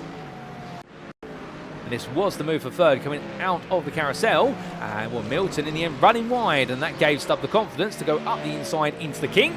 Well, he was never going to back out, and Milton in the end back it off there, knowing that Nick Stubbe was never going to give in. He was never going to waste the opportunity. So brilliant reactions there for Robin Milton, but Nick Stubbe absolutely full of confidence as we come back to your live racing. And as we can do, you can see Milton still there with him, and then Vincent Loader, the 5th place Ferrari there, just ahead of Mark Johnson. From them, it's then Tim van den Ham and Peter Duke. Here is Duke chasing after van den Ham, who currently sits in 8th place with Jared Love and Liam Fraser rounding off that top 10. But whilst they seem to be all settled down, we've got a bit of fighting here between two pro drivers who queue up behind the Evo leader. Here comes Robin Pownier looking for a move. Katios there gives in the space. They cooperate off apex. Okay, to bend. 2 wide into turn 13. Pownier's being brave to go around the outside. It doesn't quite work, but the Corvette driver here throwing everything at this. And right now, the Sim Coach driver are really coming alive at this point of the race. We do normally see, once he's in the mid portion of the race, around the 25th minute into the race, Pownier starts to progressively move forward, and he's doing that again here today. He's found his rhythm quite early on. You could say it's been aided to a degree by multiple drivers being involved in open lap incidents, but Pownier, to be fair, he's attacking Katios, who looked very quick at the start, but now I think has hit a bit of a limit since pushing so hard, and Pownier is now the one who wants to be on a bit of a mission. How far can that mission take him here? Because we do know he has a very good habit of extending the fuel tank, the longest of anybody in the races. No, goodness me, that was a big snap from the car there. Pownier to fight the car under braking, and well, we do know that he struggles with understeering that Corvette. It seems to be the weakness of that car, even though it's mid-engine rear-wheel drive, and that was more understeer pushing its way in. As meanwhile, Dean Sheesby minus his front bumper. He's still trying to hold on in there, up into 14th in Pro for now, and Pounder decides not to fight it into turn number 5, but wait his turn. But I wonder whether his politeness may have just cost him the opportunity to get a bit closer to Katios, as now Sheesby is going to struggle through these bends, minus the front bumper and the turn in on the car, even with this Corvette that does seem to have a lot of native understeer to it. We will find out in due course as we come back to Andy Chell, still fighting for 6th place in the Evo class versus Martin Brandon. As that was a bit of lock up there from Simon Clifton with the ABS in that Ford Mustang, but the weight of the car, in fact I think that was gravel being kicked up there, my apologies, but definitely lean on the ABS into the braking zones. All 3 drivers here, and Clifton would have done so even more by taking some gravel with him. Brandon right now holding on and really queuing these drivers up. And for QMS Motorsports, Andy Chell, surely he's got to be thinking of an undercut strategy here. So he's got so much pace at his fingertips in the number 5 Aston Martin, but right now this number 2 Mercedes is keeping him in position. He is not able to progress, and you can see there Chell just so much more confident in the approach through the carousel. In the end, Brandon does get it together, but it's a bit messy there, and Chell's close, but not close enough. And the problem is he's behind a car that gets into 5th gear very quickly, and it's got so much straight line speed as they come through the kink. Chell gets closer and closer and closer. Does he go for a dive here? Brandon puts the car in the middle of the road, goes to the right. Chell's made to look around the outside. He knows he's got to get this done. It's Canada Bend, and he does just get ahead right to the turning point for the apex. Andy Chell there threw everything at that, and he makes a critical move into 6th place in the Evo class. Next target, Rob Gregg, 6.7 seconds up the road. Chell right now is flying. We'll keep an eye on him because he could be back on the podium before the end of the racing today, as he flies a little bit too wide out of turn 14. Surely not. Surely it's not going to be a repeat of what happened on the previous time he passed Brandon, and it is. Here comes Martin Brandon back at him. He's not giving in as the privateer. He wants the place back, and Chell, with that small mistake, gifting them an opportunity to try and take it back as they come across that timeline onto lap 12. Brandon on the inside, but Chell this time does not let it go. He lets Brandon go all in. Brandon does get it stopped, but he's putting so much pressure on those left-hand side tyres. But right now, the number 2 Mercedes, well, I think he's throwing everything at this, knowing that it's a prime opportunity here to achieve one of his best results of the season, and also keep one of the top 3 drivers, or the potential candidates for the top 3 in the Evo class this season behind, and prove his mettle as an Evo driver. And indeed, Andy Chell will take that as a compliment come the end of the day, but of course, midway through the race, he may not see it as much of a compliment in the fact that right now he'll feel as though he's being held back. But here is Matthew Hunter, meanwhile, a bit lonely in what is 13th place in Evo. And as he makes his way onwards, we come to another sim class racing machine. And this is David Pilcher and Denny Ploger just up the road for him. And Denny Ploger there on the inside for MJK Sim Racing, making his way up the inside of the sim class 54. And will take 11th place in the Evo class now as these two fight for a bit. But it does seem as though in the end, Ploger just overwhelming Pilcher to an extreme degree. But from their fighting, well, more fighting to come, of course, wherever you look up and down the circuit. As Pilcher carries on his way, indeed we started to think about pit stops in gradual time as we look to the overall standings in preparation to see where all the drivers filter in and out and in amongst each other. In terms of other fights on the road at the moment, there's not really too many beyond the ones that we've been talking about. And we come back to Simon Clifton, who has some pro company behind him. That is James Howarth as they fight over 26th place, the quartet. 2 Evos ahead of 2 pros, and right now it really is an interesting altercation. Keep an eye on Howarth, of course, had to go into the pits for repair work early on in the race, albeit he will have to go into the pits again for fuel. All the drivers in front of him have yet to pit as well, so this is relatively neutral, and they are all on the same strategy, effective, of the one stop. But Howarth will understandably be wanting to be a bit further up the road. He's got the pace to be inside the top 15, but right now he's outside the top 25. As Clifton there gets a monster run out the final quarter, he's going to have the toe there. Brandon's been really clever with this. He's given the toe to the inside, and he said to Clifton, if you want to get past Andy Chell, follow me, because I'm too far away from you, but I can make misery happen for the QMS Motorsport Aston Martin. So Clifton on the inside there, and Chell has got nothing to do other than back off. And here comes James Howarth as well. So Howarth now tucks in behind, and he thinks to himself, okay, well, if Clifton could do it, surely I can too. The only difference is here, he's in an identical car to the QMS Motorsport driver in terms of the base machine, but Clifton makes a complete ham sandwich there at turn number 3. Howarth decides to tuck to the outside. It'll be the inside into turn 5. Now trying to ride all the way down. Clifton comes across here, sees what Howarth's trying to do, which is try to squeeze his way down into that braking zone, but onto the anchors they come, and as they do, Chell's on the left of your picture obscured by the timing tower, takes some grab on the braking, and that's going to enable Howarth just to get up the inside, and the Evo driver who's looking so ferociously competitive behind Martin Brandon suddenly is made to be just a little bit softer in this race by Simon Clifton and James Howarth, squeezing their way through in the pro class. So therefore Chell's now got to regroup, particularly when he's got the Dexterous Motorsports McLaren of Robert Norton quickly coming after him, and Chris Jennings is there as well, and then you've got James Fraser just a little bit further back. Surely for Chell, he's got to think now about undercutting this, because he's just losing time being caught in this pack. I suspect he's enjoying the racing, but in the big strategic window right now, this is gradually falling away from him, and his chances of chasing down the top 5, if not a podium in the Evo class, are gradually wilting away. Now, speaking of a driver who's not going to wilt under the pressure, oh goodness, in fact, I was going to say David Hutchinson, but something's gone very wrong there for Hutchinson. We can't see him. He's hidden at what is the apex of Canada Bend. He's gone around. Can we get a replay to explain what's happened there? He's missed the rear wheel on the car as well, so I think it's a big knock to the wall. Here is a replay, and hopefully we get some pictures from it. So into the braking zone he went. Menno Blow meanwhile battling with James Bostock in the rear of the picture, but he hit the apex, did Hutchinson. Now that, but the rear of the car just came round there. Not quite sure what's happened. A bit of excess wheel spin perhaps and some oversteer, but in the end for Hutchinson it all went wrong, and several drivers had to run wide there to take evasive action. I think there might have been some gravel down the circuit, and that might have just helped upset the balance of that Mustang. But as he gets it together, we look to Menno Blown on your live pictures, and we can see here Blown right now just ahead of Bostock, but in front is Billy Brinkley, your third place Evo driver. But Ross Young is also a little further behind. He's trying to close up. But the fourth car in this pack, that is Klaas Vellen in the Corvette Z06 GT3R. Albeit for Vellen, it is one of those moments right now where he is a lot further down the order. So effectively, he's a lap down driver who's trying to play into this group of cars. Albeit he'll only be allowed to play to a certain extent here as they make the way over the rise.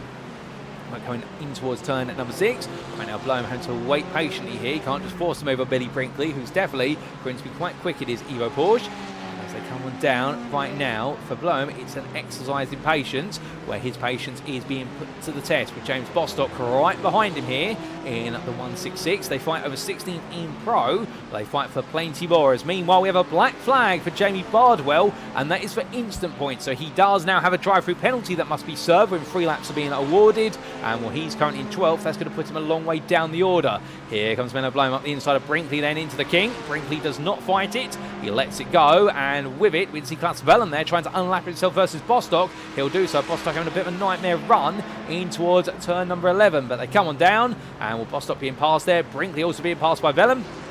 And Brinkley's going to run a little bit deep as a result of the altercation with the Corvette. And Bostock here tries to sneak his way out the inside before turn 13, but there's no way through as we have Jamie Bardwell coming into the pit lane. Now, is this for his stop? Is it for the drive-through penalty? We'll have to wait and see as he makes wound down. We won't stay too transfixed on him for too long. There's plenty of racing out to the circuit, but understandably, right now he won't be too happy with the way that's gone. Here's Dean Sheesby, meanwhile, 12th place pro driver, 13th overall, with Robin Pound and Victor Van Zies behind him. A lot of drivers yet to pit, although Stuart Rice has just come into the pit lane for his scheduled stop. So all the engineers out there and the pit crew for Phoenix Racing Red, and he is the first driver on what is the normal strategy, not involved in any of the open lap instance. He's the first driver to come into the pits for his mandated pit stop. We have also had into the pits James Fraser, so therefore a couple of drivers deciding to go at what is practically halfway through the race, but as everybody else opting to stay out here, and I suspect the simple reason is nobody wants to lose track position given the risk of bumping into traffic. However, those who are willing to gamble on it, they may just gain. The other factor as well is, with the amount of slipstream available around here, the slipstream can be worth about 3 to 4 tenths a lap if used to maximal effect. I do wonder whether everyone's playing the game which is stay in the pack and all pit together. And those who gamble on leaving the pack, well, they'll come out at a potentially clear track, but will they be missing a couple of miles an hour on the long start-finish straight and also the long back straight and the one in between? Well, that is the evaluation they've had to weigh up the benefit of clear air versus the disadvantage of not having anybody to pull you along. But right now, it's all going to plan for Robin Pownier as he holds into 13th here in the pro class with Victor Zeist behind. And credit where it's due to the MJK SimRacing driver in the 188. He started all the way down in 25th in class and 29th overall. He's managed to find his way very gradually up the order as well. It's pit stop season at the front of the field. Robin Noel Brown, Stephen Codman, Nick Stubbe, those are your top three. They're all in. In fact, we've got the entirety of the top 9 coming in here. And, well, I don't think this was rehearsed as Liam Fraser comes in. Perhaps the fuel tanks have gone the distance, given the fact you do spend a lot of time full throttle here. And, well, it may be that the fuel tank can only go halfway through the race. And, therefore, everyone's just evaluated the fact they can't afford to undercut. They can't afford to overcut either. And, well, meanwhile, Robin Pownier in traditional fashion here. And, indeed, it wouldn't be a race with a sim coach driver if he didn't go an extra lap compared to everybody else. He goes on to lead the race for a lap at least. And good on him for doing so in the 124 Corvette. And it means we get to talk a little bit more about him. And Menno Bloem does the same as well as he heads on to another tour of the lap. So Pownier and Bloem, they both carrying on out there, yet to pit, but they will have to most likely end of this lap. But they've been able to get that fuel tank to go just that little bit longer, and perhaps that will benefit them in the longer term picture by having that extra lap in hand at the end of the race, because they will, essentially, if they do change any tyres on these cars, which we would expect the left-hand side tyres will be changed, as they are going to change too, which is the natural order of things, well, understandably. You would imagine as a result of that pit stop, it may give them an opportunity there to have a little bit more grip right at the end of the race and a bit more confidence in the car. But as everybody effectively pits, so really is a pit window which is only plus or minus 1 lap from the middle of the race. Well, here's Vincent Loader, who's come out, and he's come out right behind Robin Milton, so he's been able to catch up as a result of the pit stops. As Milton, in fact, has fallen backwards a little bit towards him as well in terms of the relative pit stop time. Well, Nick Stubbe, Stephen Codman and Robin Noel Brown are a bit further ahead. So Loader right now is in an attacking position as we jump on board with your 7th place pro driver and overall 7th place, but effectively what is 5th, presuming that Pownier and Bloem will come into the pits very soon. Loader here then, as closely dares dream to be. In front of them, that is David Pilcher for Simcast Racing Team UK. They are coming up behind him, and it's going to be Milton who is the first to do so. The accurate driver here struggling to find a way through at the moment. He catches the car at the wrong time, and well, Pilcher not doing anything wrong here. Milton's going to look up the inside in towards the kink, but he's going to have to really push it here if he wants to go for it. Pilcher lets the car run out wide. Loader here looking around the outside. That's brave from Vincent Loader. I think literally as he went into the corner, his brain suddenly went, this isn't a good idea, perhaps it's time to back off, because otherwise that would have gone to the grass there, but he does get up the inside of Pilcher, coming in towards Canada Bend, and with David Pilcher staying out of trouble as much as possible, but Robin Milton at the end being able to benefit from Loader's enthusiasm there. I think there was a lot more time before the kink, and suddenly he realised the corner had come up on him just like that. But as they all make their way through turn number 14, all these drivers right now looking very formidable here, albeit they're fighting and they're battling back and forth. It's going to cost them time to the rest of the field in front of them. As Pownier and Bloem are both into the pit lane, so they've come to the end of their opening stint, but they will have a 1 lap advantage right at the end in terms of effective tyre life and the fuel tank. Milton and Loader still nip and tuck as they roar the way onto a 17th lap. And from there becomes Fontes Katios, who in the pit stops has lost out versus Victor Van Ziest, who has got ahead of him. So Van Ziest is now up into 16th place in Pro at this time and 17th overall. We'll have to see where he falls out in amongst all this when it's all said and done, the pit stops. Right now, at least, it seems to be a good position for him as Katios looks to try and go on the attack. With Stuart Rice, the 2nd place Evo driver, right behind, and conversely, your Evo leader, Steve Rubino, is only 4 seconds up the road from the pair of them. So, Stuart Rice may yet have an opportunity to chase down that win, but it requires him to have the pace and for Rubino to get something wrong in the first place. With 25 minutes left on the clock, plus the final lap, and we look to Dean Sheesby here as he tries to go on the attack versus James Bostock. And these two very familiar with each other, and indeed you'll remember that these two were your top 2 in the Evo class in Season 9. I do believe, in fact, in the Premier class, let me correct myself there, and it was Dean Sheesby, your champion, even with a rather controversial black flag right at the end of the season finale at Silverstone, which was picked up after the race had finished, as we understand it. Indeed, that black flag was taken away, as otherwise it would have seen the championship go to James Bostock.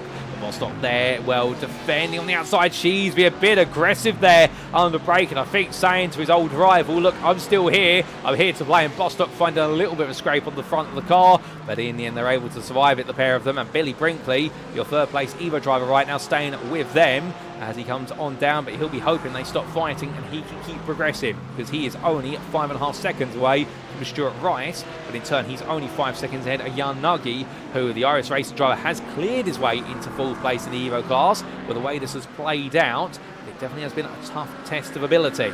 Now, speaking of one driver who has passed the test, Andy Chell, he has managed to leapfrog his way ahead of Martin Brandon as a result of pit stops, but here comes Robert McNaughton. So Chell right now finding himself on the back foot slightly as the Quatermass Motorsport driver, he's moved into 6th. Rob Gregg is only 8 seconds up the road, but the problem is he's got Robert McNaughton, a very quick driver, right behind him, trying to put some mental pressure on. So therefore, Chell can't get a break, whether he's looking to attack somebody in front or alternatively having to defend from someone behind. He just doesn't seem to be able to get a clear moment here to be able to start pumping in the laps that we saw earlier on in the race when he began his recovery drive. Coming out of the King and James Fraser, 1.4 seconds back. He's looking to be absolutely on a mission to try and play catch-up. You see him there in the rear of the picture. He's getting close a little by little, but McNaughton right now, I think, almost hypnotised to the back of this Aston Martin. Speaking of which, we are riding on board, looking back from the rear of the Quatermass Motorsport number 5, and coming through turns 13 and 14. We'll get to see just how close McNaughton gets as they head on to the next tour of the circuit. But pit stop for Chris Jennings and also for Mark De Vries, as they, of course, had to go into the pit lane earlier on in the race due to damage. So therefore, they've been able to go a bit deeper on where's their effective opening stint. But 2 visits to the pits is going to cost them a lot of time. And right now, Chell just about staying ahead of McNaughton. As they get ready for the brakes over turn 1, McNaughton looks to the inside. Chell just holds his line here and recognises the fact there's no real need to fight as they stay apart. And Chell has an absolutely lovely run there through turn 1. All that confidence rewards him with 3/10 of a second through that corner. And McNaughton now has got to play catch up once again as James Fraser stays 1.4 seconds behind this pair even still. But from them, we come all the way back up to the very front of the field. And here is Robin Noel Brown at 5.4 seconds clear. Still lapping the fastest of everybody at the moment. And Stephen Codman, meanwhile, has the growing threat of Nick Stubbe behind him. And indeed, Codman right now has a little bit of traffic in front of him in the form of an almost lap-down car. And that's going to be none other than Matthew Hunter's Aston Martin that will find a lap put on it very shortly, as it will be at the battle of 2 V8. The one on the left naturally aspirated, the one on the right were twin turbo. Well, in the end, it's going to be a naturally aspirated Ford Mustang that's just able to out-drag its turbo-based rival. Through turn number 1 they come, and now Nick Stubbe will have to try and pick his way past, and he'll have to do so in towards turn number 3, albeit I don't think he's going to have too much difficulty here. Or does he wait, actually, for the exit of 3 to gain a bit more straight-line speed? He does. He's not close enough there to go for the move, so he decides, right, now I can do it, and he'll be hoping this is going to give him the ability to offset the straight-line speed advantage that the Ford Mustang has. Stubbe there will stay as close as he possibly can to the very last moment, and then he'll peel out and go onto the brakes there to maximise his speed gain and minimise the amount of time he loses when he does make this move up the inside. So Stubbe's still chasing, but as it stands right now, should they finish where they currently are, Stephen Codman would be your provisional champion-elect going to the season finale at Suzuka. It would be more than enough to make sure that Nick Stubbe cannot overhaul him, and therefore Codman would be your provisional Pro Champions for Season 10 with a round to spare. We will wait for more on that later, as right now let's come to a fight, as here is Liam Fraser up the inside of Adam Baker in towards turn 5. A relatively straightforward move there. Looks like Adam Baker actually made it look quite stationary. Not being rude about it, but it was the differences in speed and the confidence Fraser attacked the braking zone there. And I wonder if Baker's just decided to tuck in. Perhaps he needs to save some fuel, and the team have perhaps underfueled the car intentionally in order to give him some better track position. And he's found somebody he can now work with. That's always a theory, of course. But as for drivers who are going conservative versus 2 drivers who've got to absolutely go for it, they've got nothing to lose. Here's 2 of them. David Hutchison, who's ahead of Chris Jennings for now, albeit I don't know how long that's going to be for, as Jennings really closed up there in the late stages of that braking zone for turn number 5. And both of these drivers have been involved in some degree of misery. Jennings has had to make 2 trips to the pits, one for repair work and one for strategy. Hutchison has only made the one, but it did involve a lot of repair work to the car. And that was for an instant much earlier on in the race at Canada Corner. But down they come in towards turn 8, and Jennings as close as he wants to be right now. You can understand if he's perhaps feeling he's a bit too close for comfort, and in this dirty air it's only going to hurt the front end of the car as we ride aboard the Axis Sim Sport Blue 122. As we take a quick sip of water there with that dirty air forcing him backwards coming out the carousel. No speed through there whatsoever for Jennings, and therefore now he's got to try and build it all up again. It does seem to be a tale of 2 halves here. As soon as he gets within about 3/10 of David Hutchison's Ford Mustang, it all starts to fall apart. He's the quicker driver in clear air, but in the dirty air, he just cannot maintain that pace, and that's unfortunate. But that might be a sign of the fact they put quite a bit of aero onto the car, perhaps a bit of rear wing, and well, that dirty air just washing it away. But as they head towards the end of their tour of the circuit, well, from them, we do look a little bit further down the order to Mark de Vries, a pro driver who's got to try and pick his way past as many Evo drivers as he can. He's all the way down in 23rd in the class right now. His next nearest target is James Howarth as he dives up the inside of Gareth Newton. But as he gets stopped in time at Canada Bend, thereabouts, Newton, to be fair, did look for the cutback, but then thought to himself, it's not worth it given that I'm fighting a driver in a different class. But Mark de Vries takes that place on the overall road, and Howarth is still 22 seconds away. So it's a long distance to close down, and I think at this point it's going to require a little bit of lady luck to help him out. He's not going to give out is Mark de Vries, and I think he's going to see what he can do from this point onwards. But in terms of fights that are going on, we look back to the battle for second place in the overall and the pro class. It's Codman versus Stubbe, and Nick Stubbe is getting that little bit closer every lap at the moment. And in fact, last lap, it was Stubbe's advantage, 3 tenths to Codman's lap.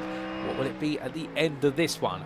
We will see very shortly as we come up towards the timing line then. Stephen Codman does get the better exit there coming out of turn number 14, and therefore I wouldn't be surprised if the number 3 driver right now is perhaps just simply managing the race a little bit, perhaps having to do some fuel saving, some time management as well. But across the line he goes. And there's a 203.181 for Codman. For Stubbe, meanwhile, it's a 203.159, so still just a little bit faster, but that lap, it seems as though Codman's been able to neutralise most of the advantages that Stubbe has, and I wonder whether that's by design there, and perhaps just reacting to the pressure the Vulcan Fasters by Glass Tech Racing Mercedes is putting on him. And essentially saying to Nick, well, if you want this place, you're just going to have to go that little bit faster now as you get closer to me. He's just increasing the hill that Stubbe's got to roll the metaphorical boulder up in order to try and make the move to second place. As we do leave them for a brief moment, we come down to your Evo leader of Steve Rubino. He's still leading very happily in 14th place overall, but in the Evo class he's 5 seconds clear. But you can see in the rear of the picture a queue of cars, and in amongst that queue of cars is Stuart Rice. And Rice right now, he needs to try and clear Fortis Katios and Victor Van Zeest if he wants to then have a chance to take on Rubino. It's a lot easier said than done, and understandably the Phoenix Racing red driver here, I think he'll be happy to be second because he will be the best of the rest in the Evo class, but he's also just trying to see whether he can find a bit of an edge here. The good news is he has a double draft, that's going to help him considerably down the straight versus the straight line speed supremacy of Rubino's Mustang, but in that dirty air through the corners, is that offsetting what he gains down the long straightaways? The answer may just be yes, unfortunately, but he's not going to give up until the very end. As meanwhile, we do have a black flag for Andy Chell. That is what will be a drive-through penalty for instant points accrued. So Chell, in the end, finding all that progress he's made, has been reverted and reversed all the way back to 10th place in the Evo class. It may even be 11th here. And guess who's coming up to meet him? It's his old friend and rival, Martin Brandon. Well, Chell be hoping he can quickly get into turn 1. He does in the end, so he is safe there for Martin Brandon. And that's not meant to be derogatory about the privateer driver, just the fact that Martin Brandon put on an absolutely stoic defence versus Andy Chell for 6th place in the early stint of the race. And well, Chell was able to find a way past on strategy in the end, but Brandon threw everything at it, and Chell opted in the end to have a much faster pit stop, and that's what got him ahead.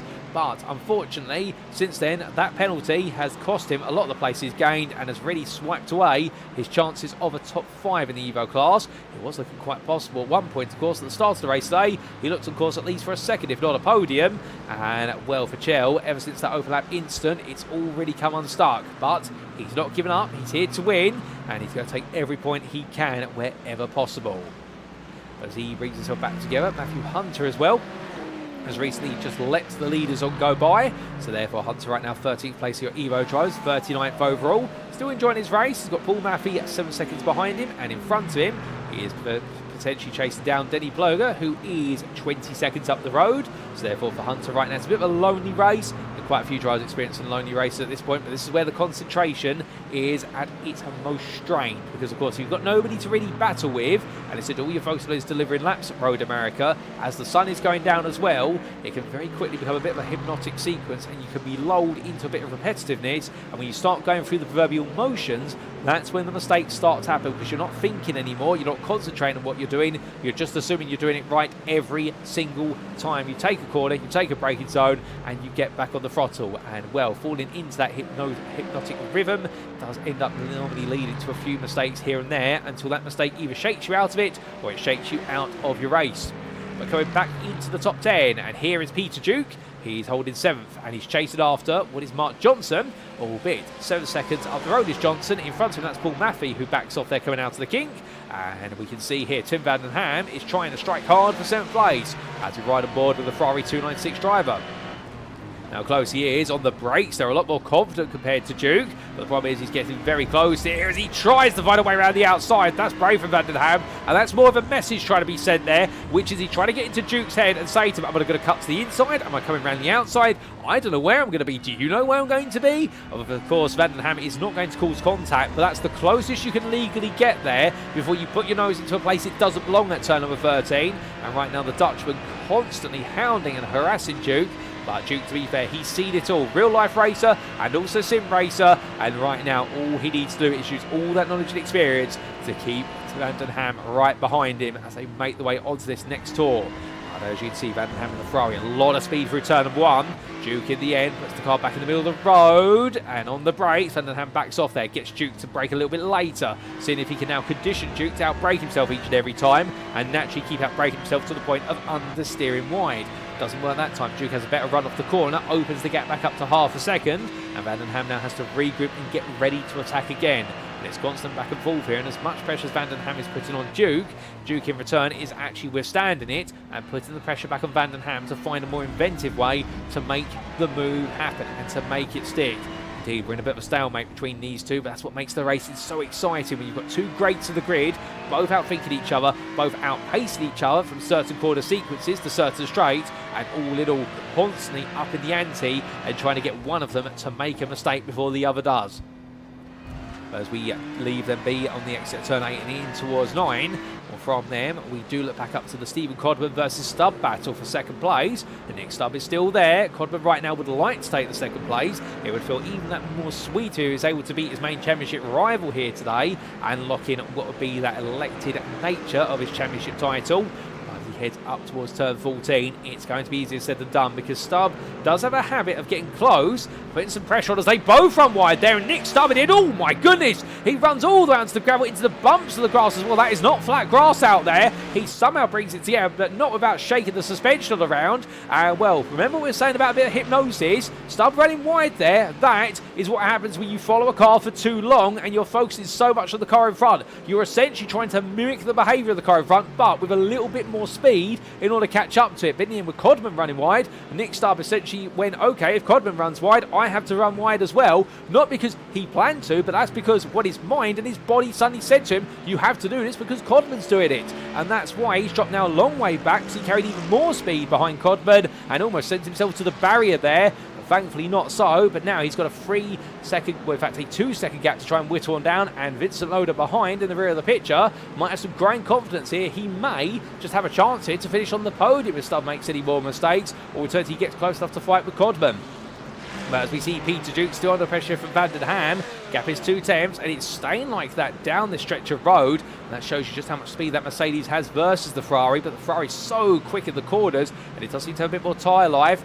Into 5 then, and well, Duke parks at the apex and says, what are you going to do, Tim? Tim tries to cut to the inside, but Duke cuts it off nicely. Over the crest they go into turn number 6. No real way around the outside unless you're a nose ahead into the braking zone. So Van den Ham looking left, looking right. He's really starting to put up the fight. And he's decided, right, you know what? I've been doing it all the wrong way. I've been trying to do it on the run of long stretches and beating Duke on the brakes. What if I do it in the most compact sequence of corners and just get all over the back of him like a bad rash?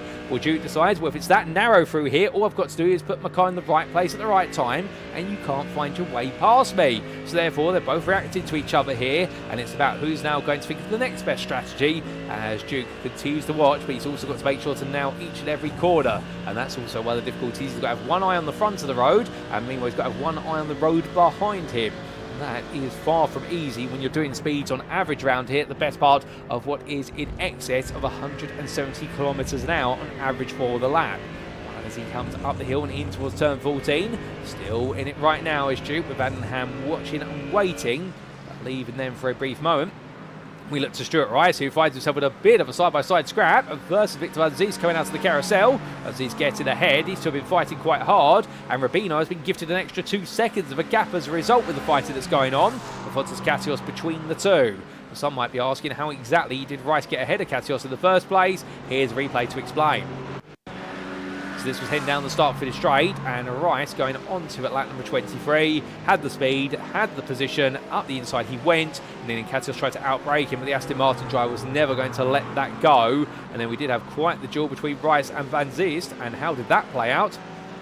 Well, here's a bit of a story for lap 24, and it was all coming through the middle sector, with Van Ziest in the end having a poor run out of 16 to 7. So Rice looked up the inside, bowed him on the brakes, but Van Ziest in the Porsche there having the confidence to hold the outside, used all the road available to him on the inside into the carousel, and at this point Rice on a very wide line, a little bit of rub between the two of them there, but rubbing his race in that instance, and well, Rice unfortunately gradually running out of road down that outside line. Van Ziest gave him the space to cooperate, to be fair, brilliant respect shown between the two, but on that outside line Rice was never going to get ahead unless he still had a nose on the exit, and he didn't. He was starting to fall a little bit behind, but what a brilliant attempt there for Rice to get that move finished, and Van Ziest just being absolutely perfect in how much width he gave to his rival versus how much of the circuit he used for his own gains as we come back to your live racing. But with 8 minutes left on the clock, a lap as well at the very end, still more to come, no doubt about it. And speaking of battling to come, we do have a long pack of pro drivers here, 19th through to 21st, Hutchinson, Jennings and Howarth, all out of position, caught up behind the fourth place Evo driver Jan Nagy, and right now all these drivers fighting for 23rd overall. I think they're feeling as though, well, you know what, we may be out of the major points of the pro class, but we're still going to have an absolutely fun fight about it, and Hutchinson is the leader of the trio as Jennings is all over the back of him, and Howarth is watching by comparison. Down we come into the break-ins over turn number 8. Nobody wants to dare to dream to go for the move there. It's too far back and it would be a big lunge. Understandably, Howarth here now, I think, feeling as though he wants to now get the hurry up in as we ride aboard with the Dexterous Motorsports Zemeckis driver in the 154. Hanging the car all the way round, up towards the Kiki goes. A very good run there versus Jennings. If Howard's going to go for it, this is his chance. But in the end, he backs off there. I wonder whether he needed to force it a little bit, just because Jennings seems to be outside of the difficulties of the carousel. He seems to be an equal. But I think Howard is going on the accolade, which is not now. Hutchinson is still within attacking distance. I can't afford to let Hutchinson get away. And Hutchinson has now caught up to the back of Jan Nagy there, so that's going to hold it back even more. So now this pack of cars is getting ever tighter. James Bostock is only a little bit up the road as well. They're all getting very close together, and well, this could lead to even more fun and for what is absolute theatrics as Howarth there getting close to Jennings, almost tapping on the rear coming out the final bend. Well, Jennings getting a really good run off the corner here, so here he goes as they power the way down towards turn number 1. Hutchinson on the outside, Jennings on the inside. It's the battle of Axis in spot red versus Axis in spot blue, and will it be the Blues who take victory? Well, right now I think Chris Jennings is going to make Hutchinson feel blue because he will sweep to the inside, and there is Hutchinson tucks in behind there and loses the 19th place in pro. Or does he? No, he doesn't, because right now he's all fired up in all red, but it's for North as they head in towards turn number 3, and they stay together with Howarth right on the heels of the pair of them. As we've had some drama from Ross Young, meanwhile, who's just had to toes to the pit due to some damage picked up on the car. We'll see if we'll get a replay of that shortly. Well, it's a long line of cars here, all the way up to 20th place runner Billy Brinkley. Down to the braking zone they come, and Hutchinson defends here. As he does so, well, what we can see is that Hutchinson right now having to go a little bit backwards to hold off James Howarth. Onto the brakes he comes, and in the end that's going to be a car wide. That is going to be David Pilcher there, respect to the blue flags and stepping adrift. And meanwhile, Hutchinson and Howarth still fighting each other. But from them, we come to Peter Duke, and he's got Tim Vandenham right behind him as they make the way through the right-hander of turn number 14. And Duke there or thereabouts. Vandenham still on mission to charge. He's not quite able to get in an attacking position at the moment, but I think he feels as though he might be able to get this done if he's able to wear Duke down. But that's not easy. Duke has proven to be absolutely obstinate. His resilience is absolutely 10 out of 10 here, and also the Mercedes driver for DC Motorsport right now I think has just saved enough in the car in terms of tyres and also the fuel to feel confident all the way to the end. Teammate Jared Love, he's not too far behind either. He is closing on the pair at a rate of 2 tenths a lap. It's not going to be enough to get him involved in the fight unless Duke and Vandenham really start fighting aggressively on these last couple of laps. But understandably, Love right now will be trying to get the hurry up here, seeing what he can do to get involved as quickly as he can. He'll be hurrying, he'll be scurrying, but he needs to be just that little bit faster, and he'll be hoping he can be there to help his teammate out and give him a bit of respite. But if not, Duke will be ready to do it all by his lonesome potentially. We will see.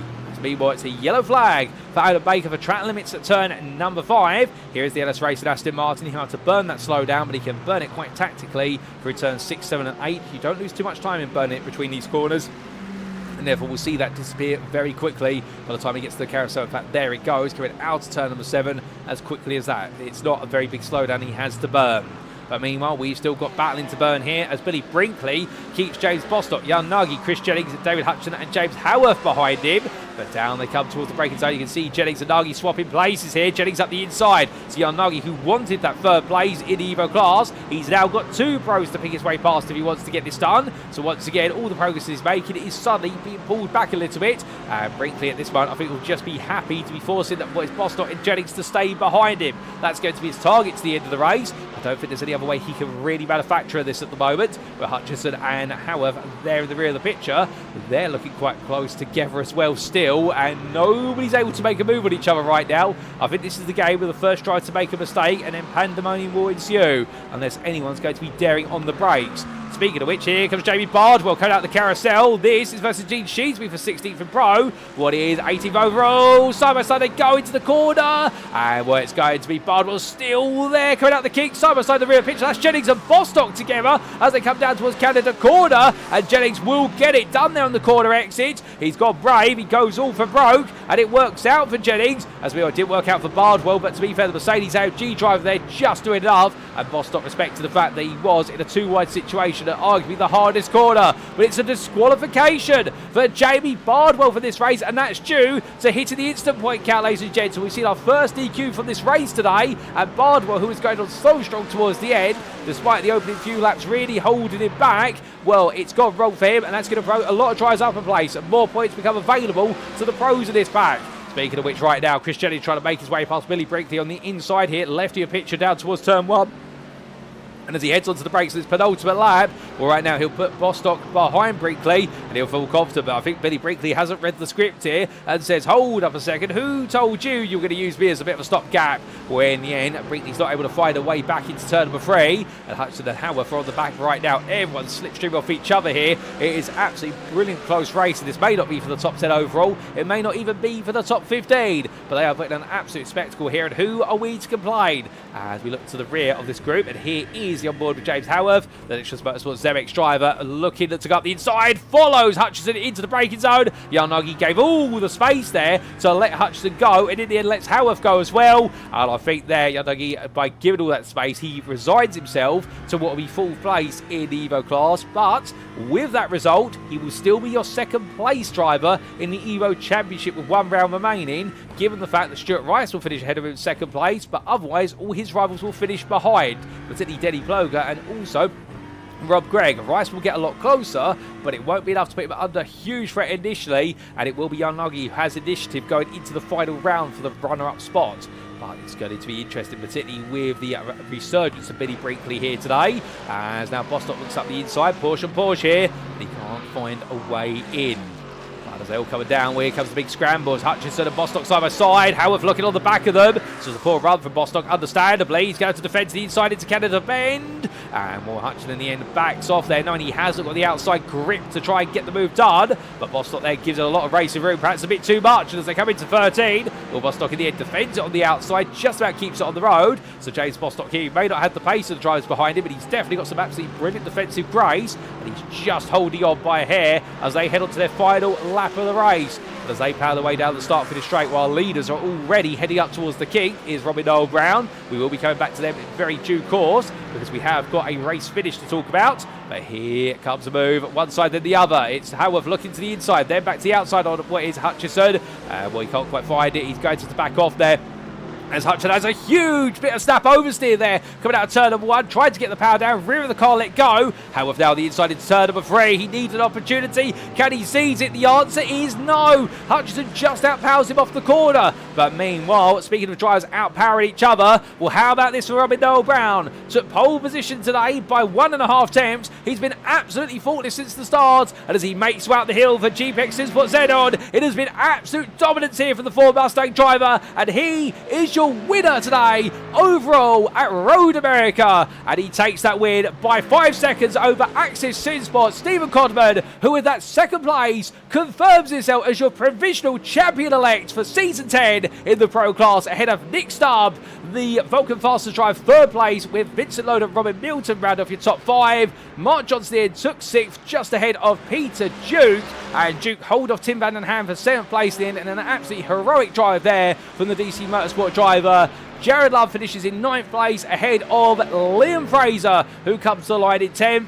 Adam Baker's not too far behind in 11th place there. And then we've got a bit of time before Menno Bloom makes his way to the line. But as he does so, the SimRacing Team Lowlands driver here, he's had a hard race, but he's recovered so well to 12th, with Robin Powdy just in the rear of the picture taking 13th.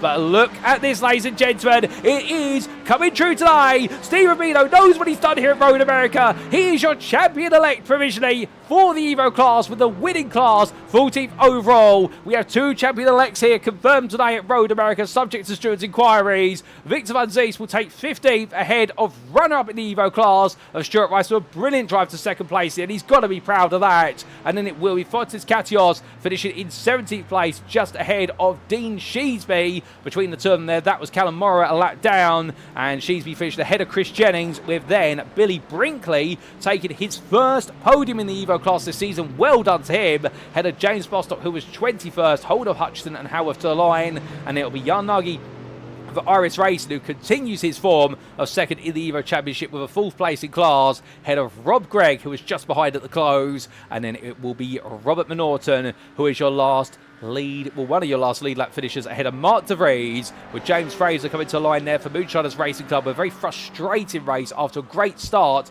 It went backwards from there, but he was 7th in Evo ahead of Gareth Newton, and Andy Chell will be your last lead lap finisher, 9th in Evo, 30th overall. And for Chell, a second visit to the pits was not what he wanted today, but it was forced on him due to a black flag, and unfortunately for Chell, that's where it all came undone.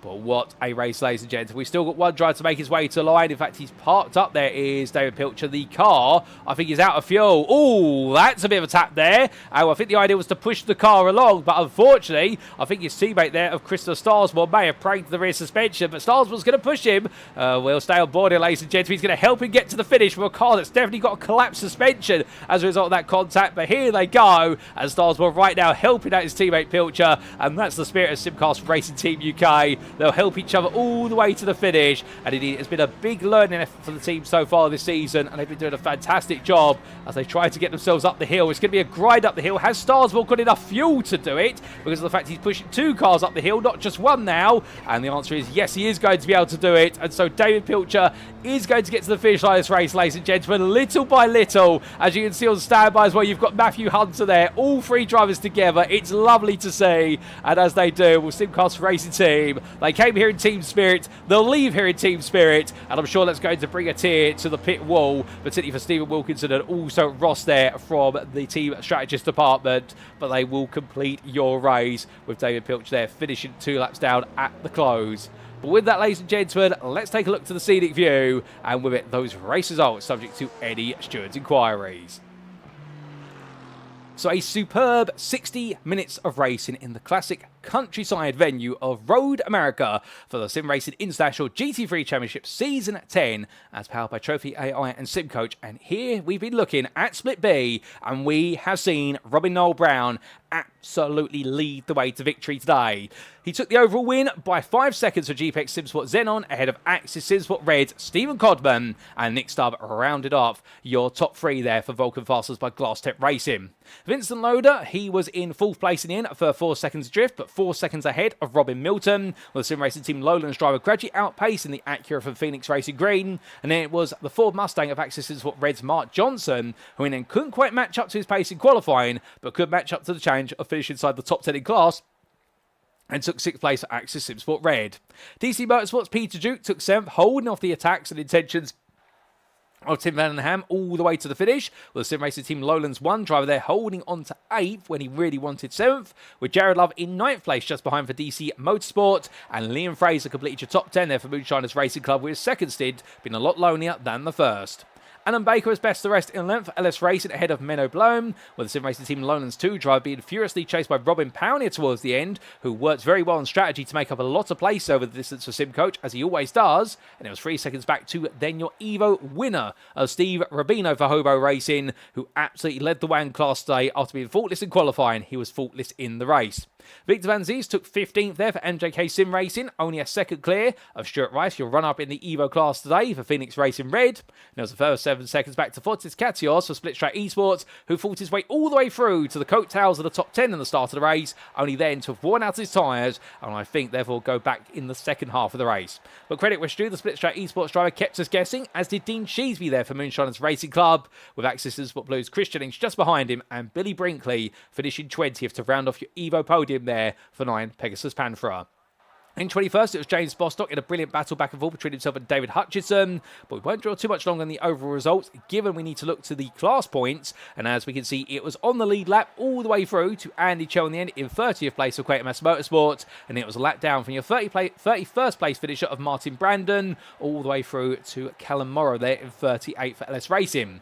2 laps down to both David Pilcher and Matt Stace, and 3 down to Jamie Bardwell with his disqualification at the end, and also Sunui Alvarez, and we also did have 4 laps down to Ross Young, but unfortunately, misery for GPX Sinsport Onyx's Robin Aston, who retired from the race after only 6 laps. But coming on to the class finishing positions, and this is where the points really do count, and as we can see, starting with Pro, Robin Noel Brown, your class winner today, and a very proud win at that for GPX Sinsport Xenon, but behind him for Stephen Codman, it may not be a win that has crowned him your provisional champion in the pro class, but a second place there, ahead of his rival Nick Stubbe, who was right with him at the end, is a very sweet way to make himself champion-elect going to Suzuka for Axis Sinsport Red. Vulcan fastest by Class Set Racing Stubbe started 8th and carved his way through and fought hard for the podium, and he's got what he's asked for, and he's definitely right now the favourite for the run-up spot of the championship, ahead of Vincent Loader for SimRacing Team Lowlands, who took 4th place after a gruelling opening stint. It was 4 seconds back to Robin Milton for Phoenix Racing Green, who in an Acura had all the pace and the start of the race, and indeed over 1 lap, but unfortunately the Acura just giving way later on in the race, but he still held on to a top 5. He was ahead of Mark Johnson for Axis Sinsport Red, and it was 14 seconds back to Peter Duke, who fought hard with Tim Vandenham. Behind the DC Motorsport and SimRacing Team Lowlands drivers, it was Jared Love for DC Motorsport and Liam Fraser for Moonshiners Racing Club, who completed your top 10 in Pro. Best the rest of the 11th was Adam Baker, who made his debut in the Aston Martin today for LS Racing after going with the Porsche for 8 rounds, and it seemed to go quite well, but still plenty to learn. Head of Menno Bloem, with Robin Pownier, Victor Van Ziest and Fotis Katios completing your Pro top 15.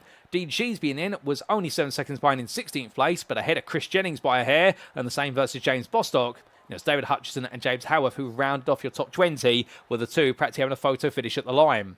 Mark De Vries was 21st ahead of Simon Clifton, who was a lap down, and we also did see finishing a lap down there Christopher Starsmore and Klaas Vellen, with 3 laps down to Jamie Bardwell, 4 down to Ross Young, and unfortunately a retirement for Robin Aston.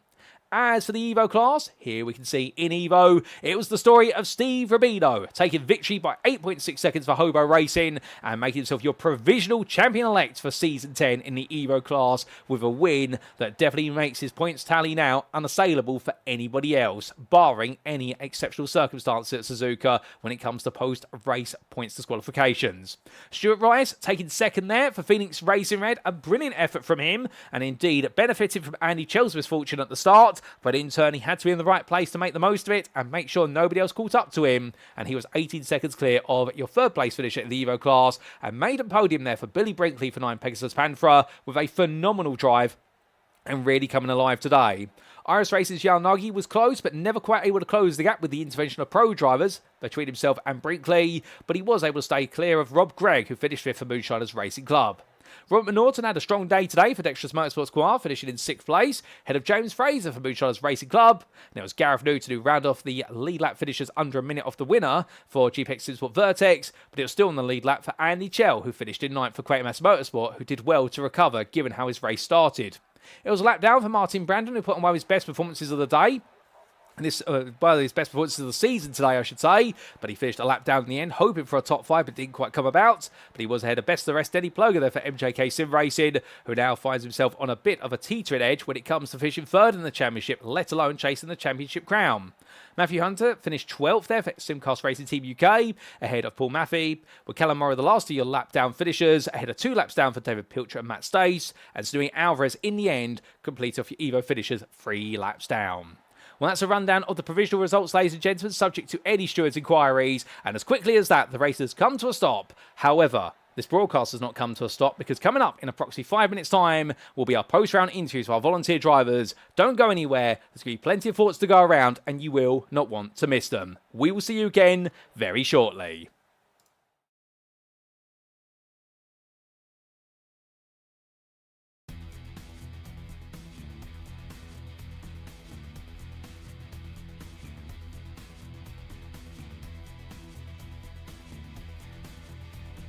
Of the green flag, and there we go. Tristan immediately getting the jump on his teammate Luke Lucchese, and he's going to have to go the long way around the outside. It's not done yet because Luke will have that favoured inside line going into turn 1 side by side.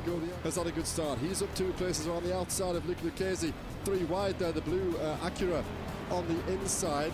Hayden Phoenix Miller has gone from 4th to 1st in the matter of 1 braking zone there, and he will carry these drivers now down in toward turn 4. Great start there for the debutant who had strong qualifying pace, and now he might be up with an opportunity of making that stick if he can get the clean air in the next, and Plug could have a good run here. Let's ride on board. How does the Noblica defend going into the chicane? Is Plug going to do that tactic where you just stay there right into the last? Noblica moves over to the entry into the chicane. Good driving. That's a wobble by Tristan, and he's off the road. He's going to lose the position. Is he going to stick up the inside? No. And is Justin Eloff going to fancy his chances? No, he stays. Watkins Glen, and to have only 9 minutes before we reset and go again gives the drivers a bit of a moment to pause for thought, because how are you going to manage this especially if you're 3 wide down the main straight? Humphrey, Leskinen, Katrali all don't get out Raj Harper either. 2 by 2 into the opening corner. Outside line taken for Humphrey. He's also a little bit of time on the exit though, as it looks like it's a better run for Kalle Leskinen, the leader now in that pro class, as they run their way up the hill through 2 and 3. It looks like Raz Harper's got the best run, and now we could see both elite drivers come through on both pro drivers. So they'll have to get it done on the outside of the bus stop, and that is going to be more than difficult to do. Who's going to get the slipstream? That could be crucial. And as we now head towards the line, the first round of the season in the America's GT Challenge is underway, and there's a bit of a check-up on the second row of the grid there, as some of the guys have to really slow down and keep it under wraps. But now as they go into the first corner for the first time, hopefully everybody keeping it nice and clean. We'll have to see just how they do. All the GTEs making their way through. Obviously there's a bit of a gap back to the GT3s. They have their own race starting separately, and it's Justin Eloff ahead of Alex. Getting a bit busy though towards the front of the GTEs. There's a bit of bump drafting. Perry's in here as well. Tim's looking to try and find his way through. Brian Wildmon at the back of this pack as well. Hayden Miller getting the big old push from Perry as they work their way towards the opening corner. I think it's probably quite smart from Tim there just to keep Hayden closer to the front too, because if Hayden loses out, they all lose out. So he's not necessarily going for that move. Go for it as he looks all the way in towards the S's. 2 by 2 they go behind Christopher Wandler and Moss there. Well, they have swapped places back to how they were. And well, this is going to be Williams. A small tap between the two of them. They just about survive it. And in the end, Archie Williams is going to make the move. Stick around the outside. That's bold. That's brave. But that's how you get it done. And well, cross the line he goes. And now Christopher Wandler also ahead there as Bowie Moss gets forward. And now they make the way down. You can see he's pulling over there, Darren. He's not happy. He knows he's vulnerable. He does. He's just defending that inside line. He knows it's difficult to walk around the outside into the S's. Barry Nuevo is going to try it though. He's got a great run, and he's already passed. He's already passed before we get to the corner, easy as you like. And Wildmon can do absolutely nothing to defend there. The exit wasn't too poor from the Ford Mustang, but there's too much pace in that Corvette in a straight line. And Barry Nuevo just waits bye-bye. Easy for the 77.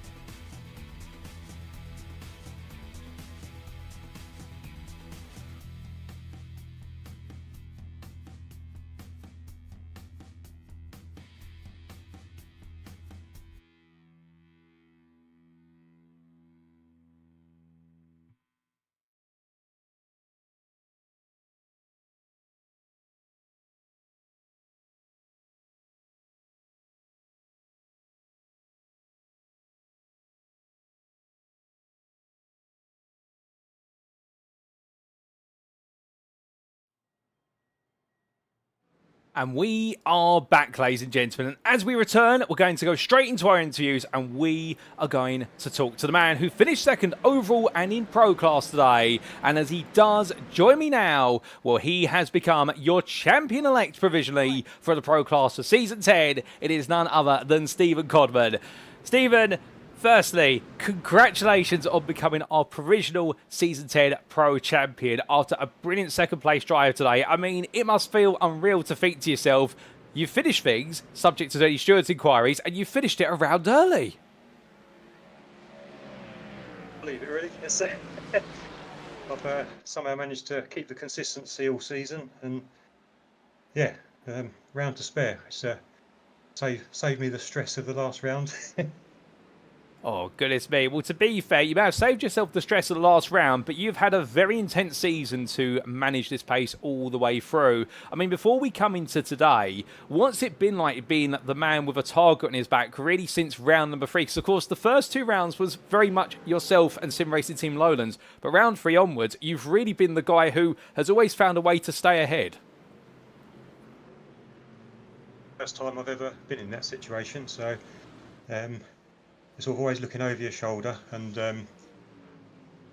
mean, you sort of all the negative thoughts start to come out now and then. That you think, oh, if I crash in the next race and the others have a good round, I'm going to lose my lead, and so yeah, it's a bit of an interesting situation to be in, but I've managed to withstand the pressure in the end.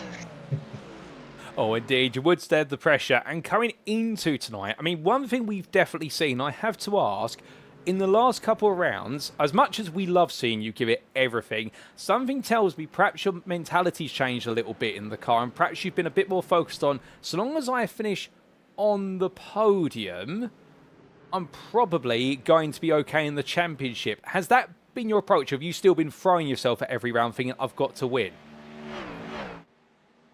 Exactly right. I'll sort of, well, maybe I'll go for it at the start and then have a few moments and think, well, I think I should just try and finish rather than ending up in the wall. So yeah, so definitely going for consistency towards the end. Well, that consistency's paid off. And coming into today then, second in qualifying, only 1.5 tenths off of our pole sitter of Robin Noel Brown. I mean, it looked a good qualifying session for yourself. Were you happy with it, or did you think you had the pace for pole? Maybe I could have gone a bit faster, but I think throughout the season it gets to a case of if I go spend the whole hour trying to qualify, then you're sort of too tired for the race, really. So sort of got to, physically you've got to have to pace myself a bit. So I sort of settled for second and have a bit of a rest for the race. Oh, understandably so. Rest up a bit before the race. And when we did go racing, as we look back at some of the early race pictures, we saw yourself and Robin Noel Brown gradually pull away in the early stages. But it looked as though it was a first stint of about 3 different stages. The very first couple of laps, I mean, you still had Robin Milton right behind you. Isn't that accurate? He's very hard to shake off in the first couple of laps, isn't he? I think it's probably once you can get the person behind out your slipstream, then you can sort of maybe break away a bit. Well, able to break away gradually you did, and at that point, did you think about a bit of strategy? Because we did see the gap between yourself and Robin Noel Brown stay together initially, and then he started to pull away. Was that perhaps a sign of you prioritising strategy, or was it just that he was the quicker driver? Because it was about 20 minutes in when he started to pull away a little bit. I was trying to do a bit of fuel saving, but I think Robin must have been doing it as well. So congratulations to him for outpacing and out-strategising me. Well, even though he might have done that, and we'll talk to him a little bit later potentially, depending if we can grab him or not, we got to see you in the end drive a very consistent race for second place. It looked as though it was another classic podium finish from yourself, but obviously, the laps around Road America, they are long, they require a lot of concentration. Also, there's quite a bit of traffic towards the end. I can imagine you never really switched off at any point or let yourself be at risk of switching off. At the end, he was right on my tail, and I come onto the last corner towards the end, and I run off wide. I thought, that's it, he's got me down the straight. I looked in the mirror, and I think he followed me off, so that gave me a bit of breathing space for the last 5 laps. Well, it gave you some breathing space right towards the end as both of you decide to show what rallycross looks like coming out of turn number 14. And with those final couple of laps, I mean, did it feel as though you were just counting down laps to think, you know what, I'm going to be champion in 3 laps, in 2 laps, in 1, and there's the checkered flag? And if so, what was that feeling hitting the finish line? Yeah, it was good. I kept thinking, white flag this lap. No, not one more to go. And the tyres were getting a bit worn out going through the kink at the back. That was getting a bit sketchy. So I was just glad to get to the end, yeah. Well, glad to see the finish. It's been an absolutely brilliant season from yourself. And whilst you may be champion-elect, can I ask whether we'll see you at Suzuka? Surely we've got to see you put your final race of the season together to pick up the crown. Be there for the team's championship as well. I think he's up in 2nd, so must still be up there. Oh, indeed. There's still a team's championship to grab for Axis SimSport Red, like you say. But with that, Stephen, just before we do let you go, is there anyone you'd like to give a shout out or a thank you to live on the broadcast tonight? Thank you for your brilliant commentary all season. Been superb. And obviously the guys at the Axis SimSport. And I'd like to have a special shout out to my teammate, Mark Johnson. I think all my bad luck's gone on to him this season, and I've had all his good luck. So thank you very much, Mark. Well, I'm sure Mark will appreciate that shout out, and perhaps there is something in that because he has had quite a bit of bad luck today, but no such problem for yourself, Stephen. Congratulations on 2nd place, and also with it becoming our provisional champion-elect for the Pro Class of Season 10. It's well deserved. We will see you at Suzuka to see whether you can help the Axis SimSport team close out the team's championship, but until then, my friend, have a great rest of your evening, and thank you for joining me for an interview.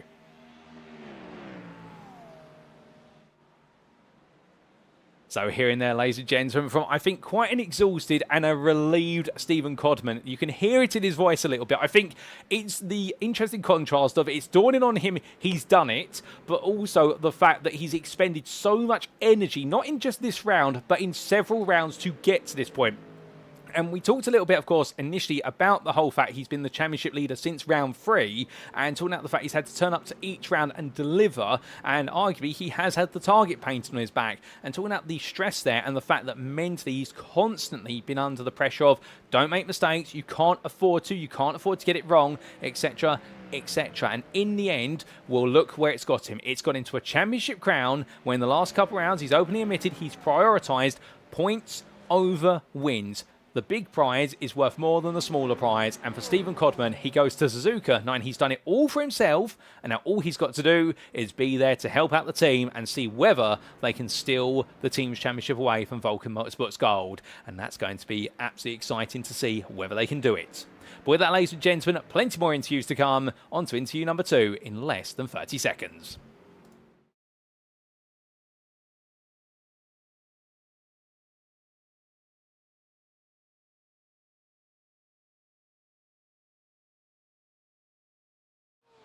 And so we head to the Evo class, and as we do, joining me now in the interview room is none other than Robert McNaughton. Good evening to you, Rob.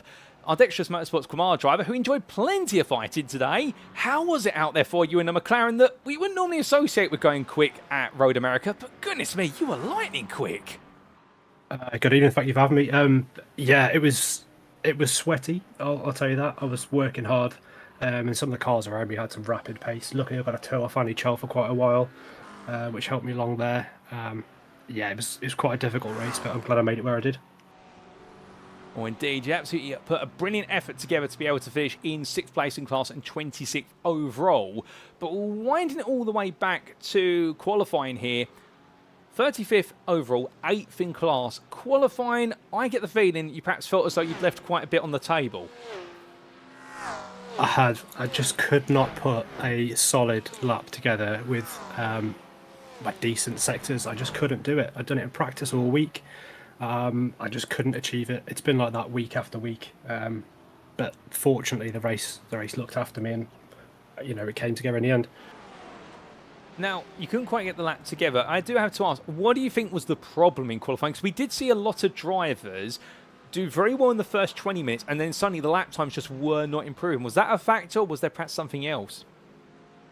There was a good bit of gravel on the track at some points. You know, I'd attributed to that. I'd added some myself. I thought a change of car setup between stops might help out, and nothing was working for me. Maybe track temps were to play a little bit as well. Towards the end of the session, they dropped off. It was a little bit quicker for other people. I'm not sure. Well, we can't be quite certain about why things didn't quite go the way in qualifying, but what we can be certain of is that you enjoyed plenty of fighting from the early stages. An opening lap, however, where it was a little bit as much about survival as it was about fighting. It was. The first lap was a bit of carnage. There was a fair few incidents to work around. I'd managed to spin the car all on my own without anyone else being involved. And luckily I didn't collect anybody. I was just trying to hold on. As soon as I lost that trail, that was me done for. So I was holding on as hard as I could to stay with the pack. Lap 1 was definitely wild. And luckily it sort of settled on from there.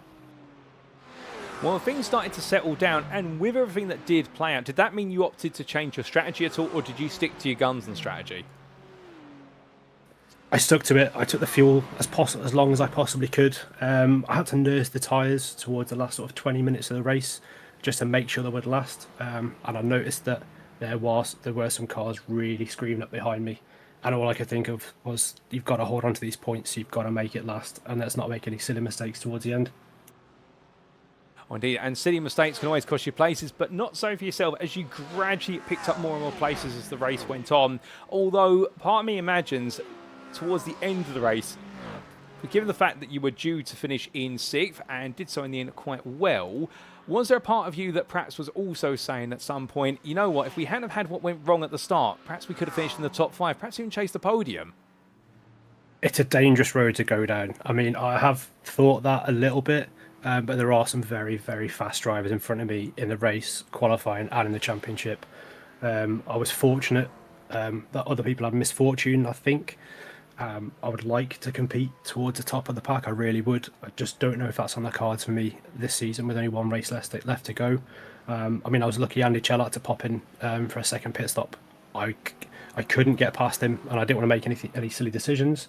So it was a fight to get past him. And then Rob Gregg was in front of me, and every time I knocked a second off, he added 2 seconds onto that gap. There was just no catching him.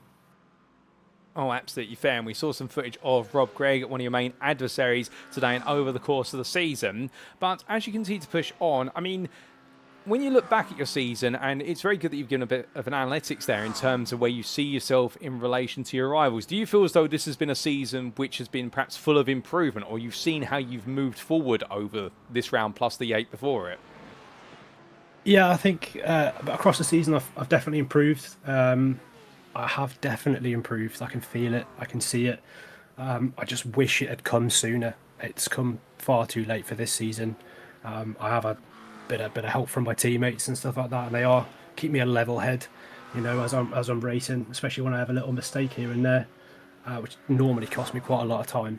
I would love to come back another season and see what I can do, and hopefully fight up there with the big boys.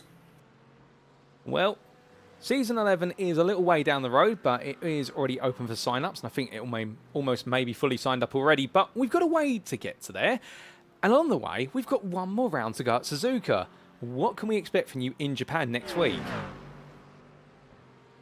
It's a track I've never raced, so I'm really going to have to put the effort in, I think, to practice there. And I'm just going to have to see how the cards fall. I don't think I can really predict. I don't know the track at all. I think I'm just going to have to work as hard as I can and see how the cards fall with other cars around me and what times I can put in. So a lot of work to do, to be fair, but we look forward to seeing what you can put together at Suzuka in your maiden race there. But just before we do let you go, Rob, is there anyone you'd like to give a shout out or a thank you to live on the broadcast tonight? As always, thank you to yourself. It's been fantastic broadcasts every time I watch them back. Thank you for having me, and DXT. You've been really, really nice to look after me for my first season. Well, Robert, that's absolutely brilliant to hear, the fact that the DXT team have been there to support you every step of the way, and it shows because your comfort in the car continues to rise, and that confidence as well, week in, week out. Of course, one more round to go. We look forward to seeing what you can put together at Suzuka. But until then, congratulations on your 6th place finish today, and we look forward to a smashing finale from yourself in a week's time. Thank you. So hearing there, ladies and gentlemen, from Robert McNaughton, and a very astute conversation there from him in the fact, really talking about the fact that in qualifying, things didn't really click together, but not quite sure why, given the pace he was able to put together in the weekly practice. However, he took the cards where they fell, and unfortunately the cards fell even more difficult, in more of a difficult position by the end of the first lap, where it all went a bit wrong for the Dexterous Motorsports Kumar driver. However, he didn't give up and went on the recovery drive. And talking about there the fact that in the end he threw everything at it to make sure to be able to go all the distance, and well, along the way carved his way up to 6th place, although openly admitting there a bit of fortune with Andy Chell having to come to the pits race second time and therefore being promoted to that 6th place finish. When asked, however, does he feel as though he could have perhaps had a top 5 or a podium if it weren't for what happened at the start, very important to note there, he never said he did feel that way, and he said it was a dangerous slope to go down. And understandably, he's focusing on the here and now and the reality of the racing, and by grounding himself so well, I suspect at Suzuka we are going to see another top 10 performance from Robert McNaughton if it comes together, but he's going to be one of the stars to watch in Season 11 if he's back in the Evo class, because I reckon this is laying the groundwork for what will be a title challenge next season. And at Suzuka, if he gets it right, we may see even more signs of that being prepared. But speaking of being prepared, we've already prepared our third interview of the evening, ladies and gentlemen, and we'll be with them and back with you in about 30 seconds time.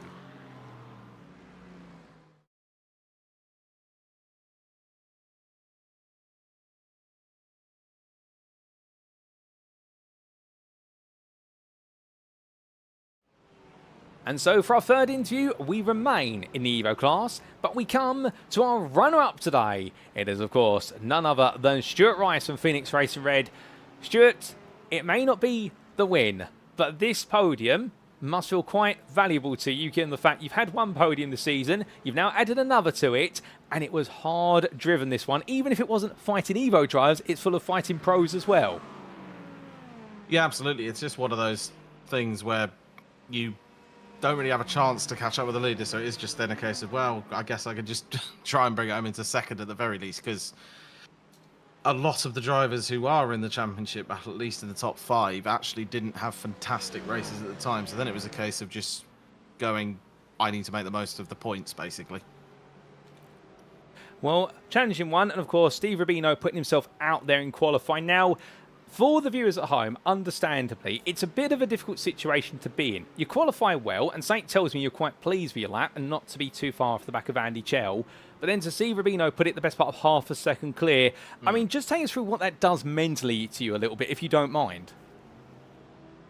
I think, without sounding too salty about everything, because that can be quite easy to do when talking about that, it's when you set a decent lap and then someone puts it off second, it can be reasonably demoralising, but not massively. It's a case of just going, okay, well, they're that far ahead, but realistically, 5/10 on the actual road is not actually that much. It's only about 5 positions up the road, which anything can happen. And yeah, I think that's sort of where it sits in terms of mindset. It's just a case of trying not to let it get to you, which it can very easily. Oh, indeed. And off the back of that, what was absolutely great to see is how you didn't let it get to you when we did go green flag racing. That's why I wanted to talk about that, because from the green, on the get-go, we saw you have a good start. Andy, unfortunately, did have the incident which saw him ejected off at turn number 1, but you very quickly settled into second place, even if you did have quite a few Evo drivers quite close behind you, including a bit of a surprise rise from Billy Brinkley. Yeah, I was surprised to see Billy there. It is the Porsche, so it is a good car round here, but simultaneously, I think there's a lot of... I've got to give him a lot of props, to be fair, because he did qualify in not a terrible position, which means he had to be there to get there at the end of the day. So, yeah, it was a slightly surprising one, but it was then just a case of trying to sort of build up a gap whilst avoiding quite a fair few off-tracks ahead as well. Indeed, gradually crafting that gap, like you say, and as you went on a little bit deeper, the dynamics seemed to then start to switch from having to break away from your Evo peers into having to negotiate several pro drivers, one of whom we see right now on screen, Victor Van Ziest there. I mean, it must be a bit of a difficult dynamic, because you don't want to fight them because they cost you time, but being behind them also costs you time. I think the problem when it comes to the pro drivers ahead is especially with the Aston versus a Porsche. The Porsche is quick in some parts and the Aston's quick in others. And it basically creates a point of I'd be cashing massively in one part of the track and then losing time in another part of the track. But trying to overtake isn't possible because the Porsche is much better on the brakes.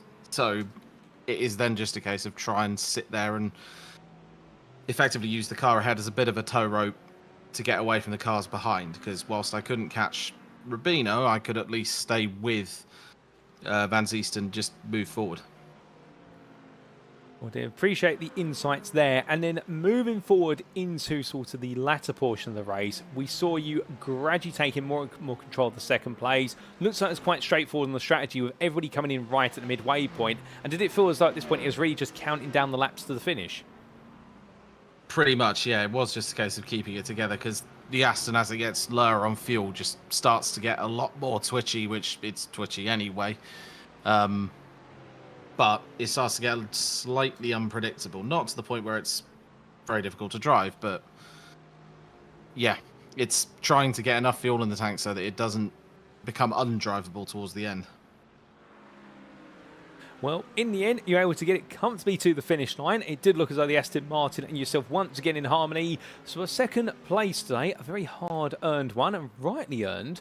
And what it does mean now going into our season finale, this is your third podium of the season, your first second place. It puts you essentially in contention for third place in the championship, even an outside chance theoretically for what could be second. So what's going to be the goal at Suzuka? I think the goal at Suzuka is basically just to qualify as high as I can. Qualifying's never been a strong suit of mine. I've sort of learnt to get better at it over time. It's a case of qualifying in a decent position, and if I can't qualify in a decent position, then at the very least get a decent pace under my belt around the track, because whilst I probably can't fight for first, second or third is going to have to be basically the goal. Especially given that Suzuka is relatively tight and overtaking opportunities are few and far between as a race gets longer. All very true, and like you say, with the overtaking opportunities being limited, we'll have to see what you can do from the outset in both qualifying and the race, and see whether you can potentially swipe not just third, but perhaps even second in the Evo Championship at the end of it. But as always, Stuart, just before we do let you go, is there anyone you'd like to give a shout out or a mention to on the broadcast tonight? Yep, so first of all, got to thank Phoenix Racing Team, as well as their sponsors, BTS Fitness and RS Workshop, and equipment as well. And I forgot to say it last week, but the person who was basically just acting as a bit of a race engineer last time, because it wasn't a track I pretty much enjoyed, was Ryan Stringer, who helped out quite a fair bit last race, but I forgot to mention him in the interview. That's no problem at all. I'm sure Ryan will appreciate the post-race mention, I should say, and he'll be grateful for that. But with that, Stuart, we're very grateful to have you join me for an interview as always. Congratulations on your second place finish in class today. A hard drive at that, but you got things done very nicely, and we look forward to seeing what you can do to end things on a high at Suzuka in a week's time. Thank you. So here and there, ladies and gentlemen, from Stuart Rice, a very happy Stuart Rice, and also a very transparent Phoenix Racing Red Drive. And that's why we wanted to ask the question with regards to how he felt at the end of qualifying, because one of the things that he's definitely been working very hard on this season, and arguably you would say he's perhaps one of the biggest gainers in Evo this season in terms of how far he's come pace-wise since the start of the season, is that he has been chasing a win furiously. And I think at the Circuit of the Americas, it was heartbreak for him where it all went wrong. He took the third place there, but you knew deep down he wanted that win, and well, we gave him the time and space. Artax, he did in the end. Well, he was thinking of an interview, he was not thinking of it at some points as well, but in the end, understandably, it got to him a little bit there, as it would anybody, to be fair. And well, here today it was a second place, but it will feel like a personal win in a way, as with Steve Rubino roaring his way off into the distance. For Stuart Rice, it was all about making sure not to make any mistakes, make sure the surprise form of Billy Brinkley did not upset him, and in the end he crafted a race very well, even if he had to contend with pro drivers in front of him that were stronger in some parts of the circuit but weaker than in others. But that's what's making Stuart Rice such a complete package, and I think at Suzuka we'll see that package rise to the challenge. With that, ladies and gentlemen, we've got one more interview to come. And, well, who's it going to be for the final time today? We will wait and see very shortly, as we'll be back in only about 10 to 15 seconds' time for our final interview of the night.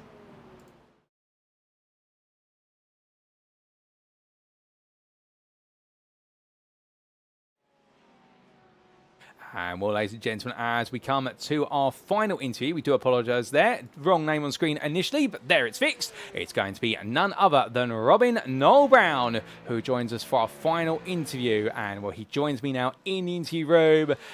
Our pro and overall winner, Robin. I mean, you absolutely flew high today. How was that from your perspective? Because from our perspective, it was absolute control at the front of the field. Hi, Paul. Yeah, it didn't feel that controlled. To be honest, there was moments where I really thought that that Steve was gonna catch me and pass me, particularly in the first phase of the race. But managed to keep it on the track in the first few laps, which is what I was really struggling with on cold tyres before. So I was pretty pleased with the way the race turned out. Well, pleased is definitely one way to describe it. Let's dial it back a little bit and talk about qualifying. Pole positioning by 1.5 tenths, but notably, you did it quite early in the session, and after that, nobody could have really improved. Was there a pace drop-off on the circuit, do you feel? I'm not sure. I mean, I was doing laps later in the session that were similar within a tenth or two of that time, but I just couldn't get any quicker. I think there was a very small window on the tyres where you could extract the pace from the car, maybe on like the fourth or fifth lap. After that, you couldn't get near it. Well, you may not have been able to quite repeat your heroics at the early stage of the qualifying session, but it was good enough for pole position. And I can imagine at the start of the race, in true fashion, it was a close start between yourself and Stephen Codman, and he wasn't going to let you go easy. No, I was kind of hoping that I could run away, but that's not how it turned out. He was really pushing me. I was hoping to be able to do some fuel saving because the Mustang is pretty heavy on fuel. It's actually quite tight, a one stopper over 60 minutes.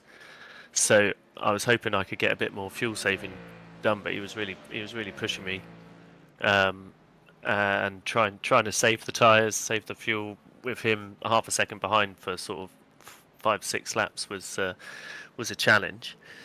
But yes, there he was coming back towards me at the end as well in the final phase of the race, and I was also still trying to fuel save because I hadn't managed to save as much as I wanted to in the first phase of the race. So it was some moments where I was pushing harder than I really wanted to towards the end there, and Steve kept me really honest. He drove a great race as well, really consistent. His lap, putting in fast laps when he needed to, and keeping me under pressure.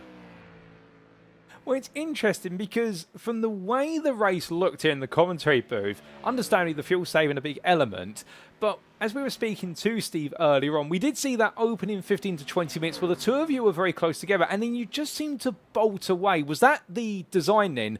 Save the fuel early, try to run off, open up a bit of a gap, and then pay the price towards the end of the race of having to do more fuel saving, but by then you've bought yourself enough gap that you don't have to worry anymore.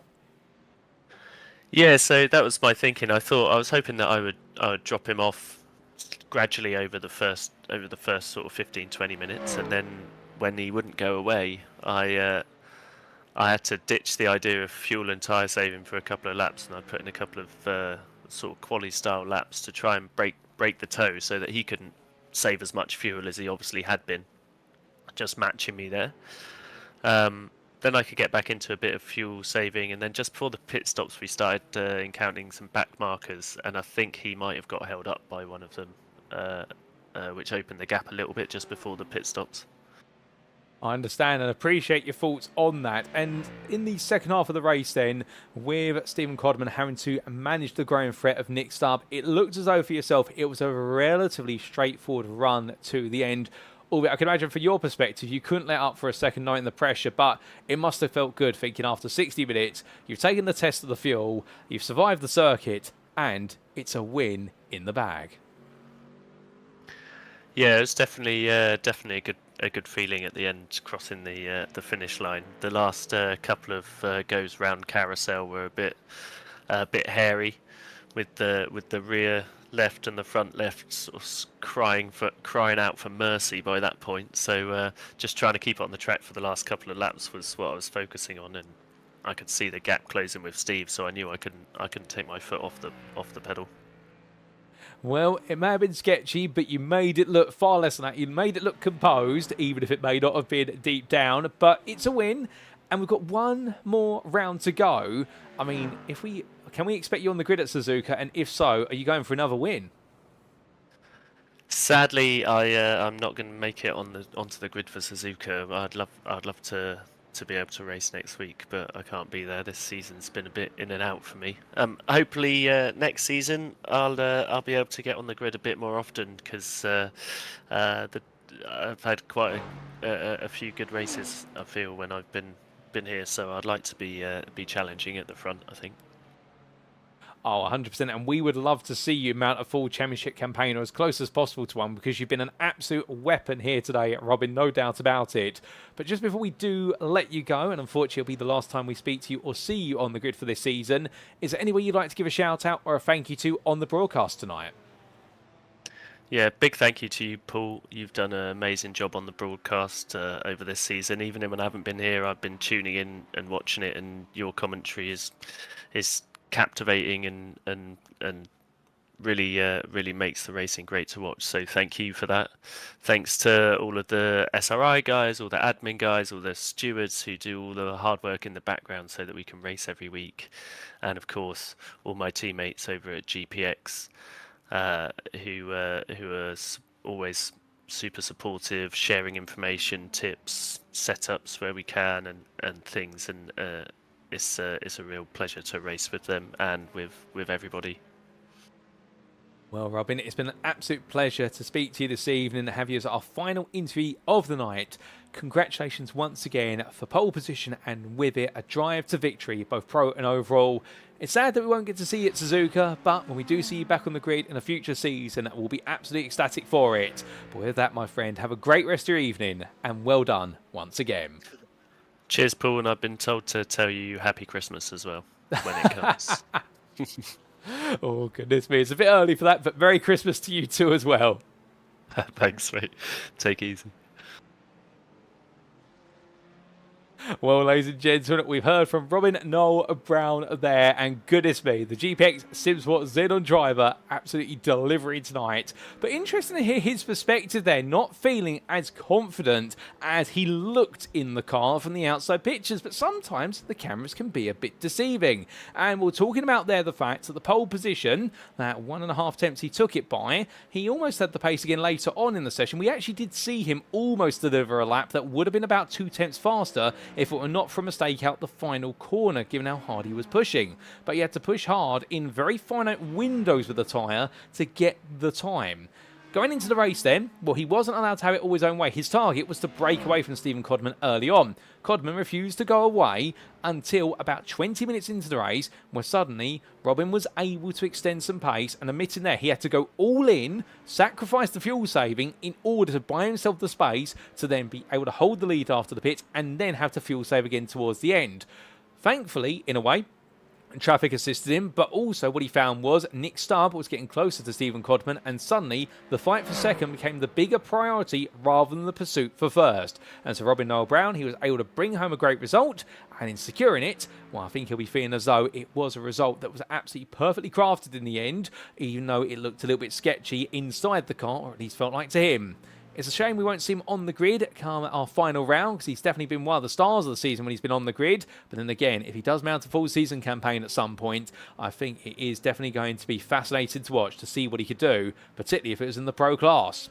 But with that, ladies and gentlemen, that concludes our interviews for this evening, and a huge thank you to all 4 of our drivers, as their names do come back up on screen as of now, and as we can see, all of them listed there. And we start off with a huge thank you, of course, to our first interviewee and our champion-elect provisionally for the pro class, Axis SimSport Red, Stephen Codman. Runner-up, both overall and in class, and he was then followed up by our Evo class pair, Firstly, of Dexterous Motorsports Quimar's Robert McNaughton, with a brilliant drive to 6th place in class, even if it was with a major incident early on, he didn't let that perturb him. And for Stuart Rice as well, a hard-driven race for 2nd place in the Evo class, and keeping his championship hopes of finishing 3rd, at least, if not 2nd, well and truly alive for Phoenix Racing Red. And lastly, we just heard from your overall and pro class winner today, Robin Noel Brown, who looked untouchable from the outside, but inside meanwhile definitely under threat for GPX SimSport Xenon, but indeed kept it all together. A huge thank you to all 4 of our drivers for their time for the interviews, and a well done to them all for their great result, and we look forward to plenty more in our season finale in a week's time. But with that, ladies and gentlemen, it does mean that it is now time for us to wrap up. Thank you very much for watching, and if you have enjoyed today's show and perhaps you're sat there right now wanting to know more about SimRacing International and how you can be on the grid and join us week in and week out with some fantastic racing action, well, for all that and more, we definitely recommend you firstly join the official Discord, the beating heart of the community, invite link available at the bottom of the screen. And if you join the Discord, you can be on the grid in any one of the following ongoing series. Firstly, we have on Thursday evenings the Trophy.ai and SimCoach sponsored GT3 Championship. It's in its 10th season. You've been watching this evening. Alternatively, if you're a GT3 fan but you're more of a weekend warrior, we do have on Sunday evenings the UK SimRacing Community GT3 Championship in its 16th season and gradually coming to a close.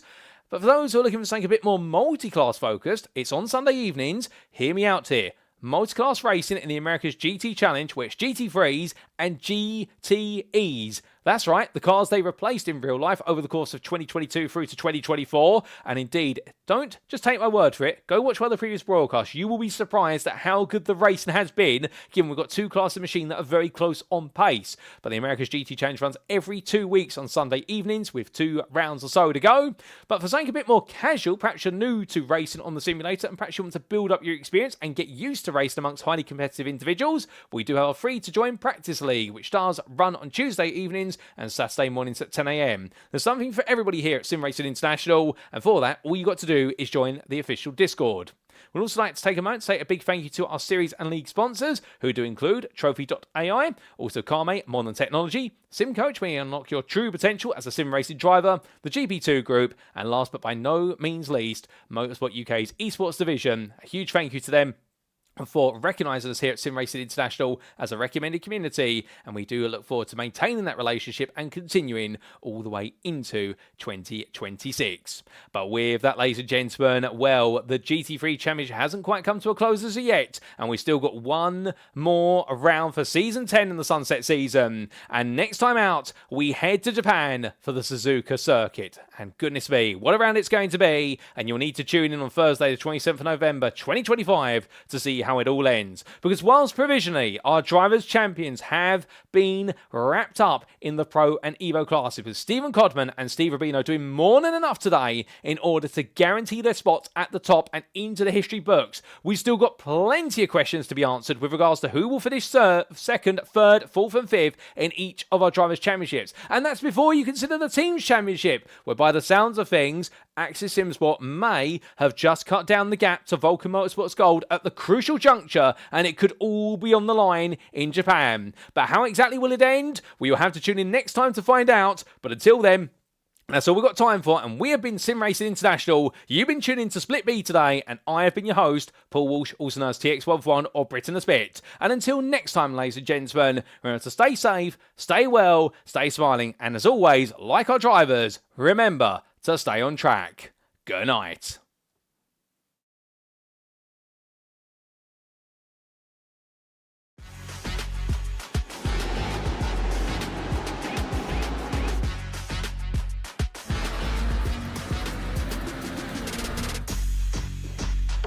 For the upcoming right-hander, brake 30 meters later and ease off the pressure.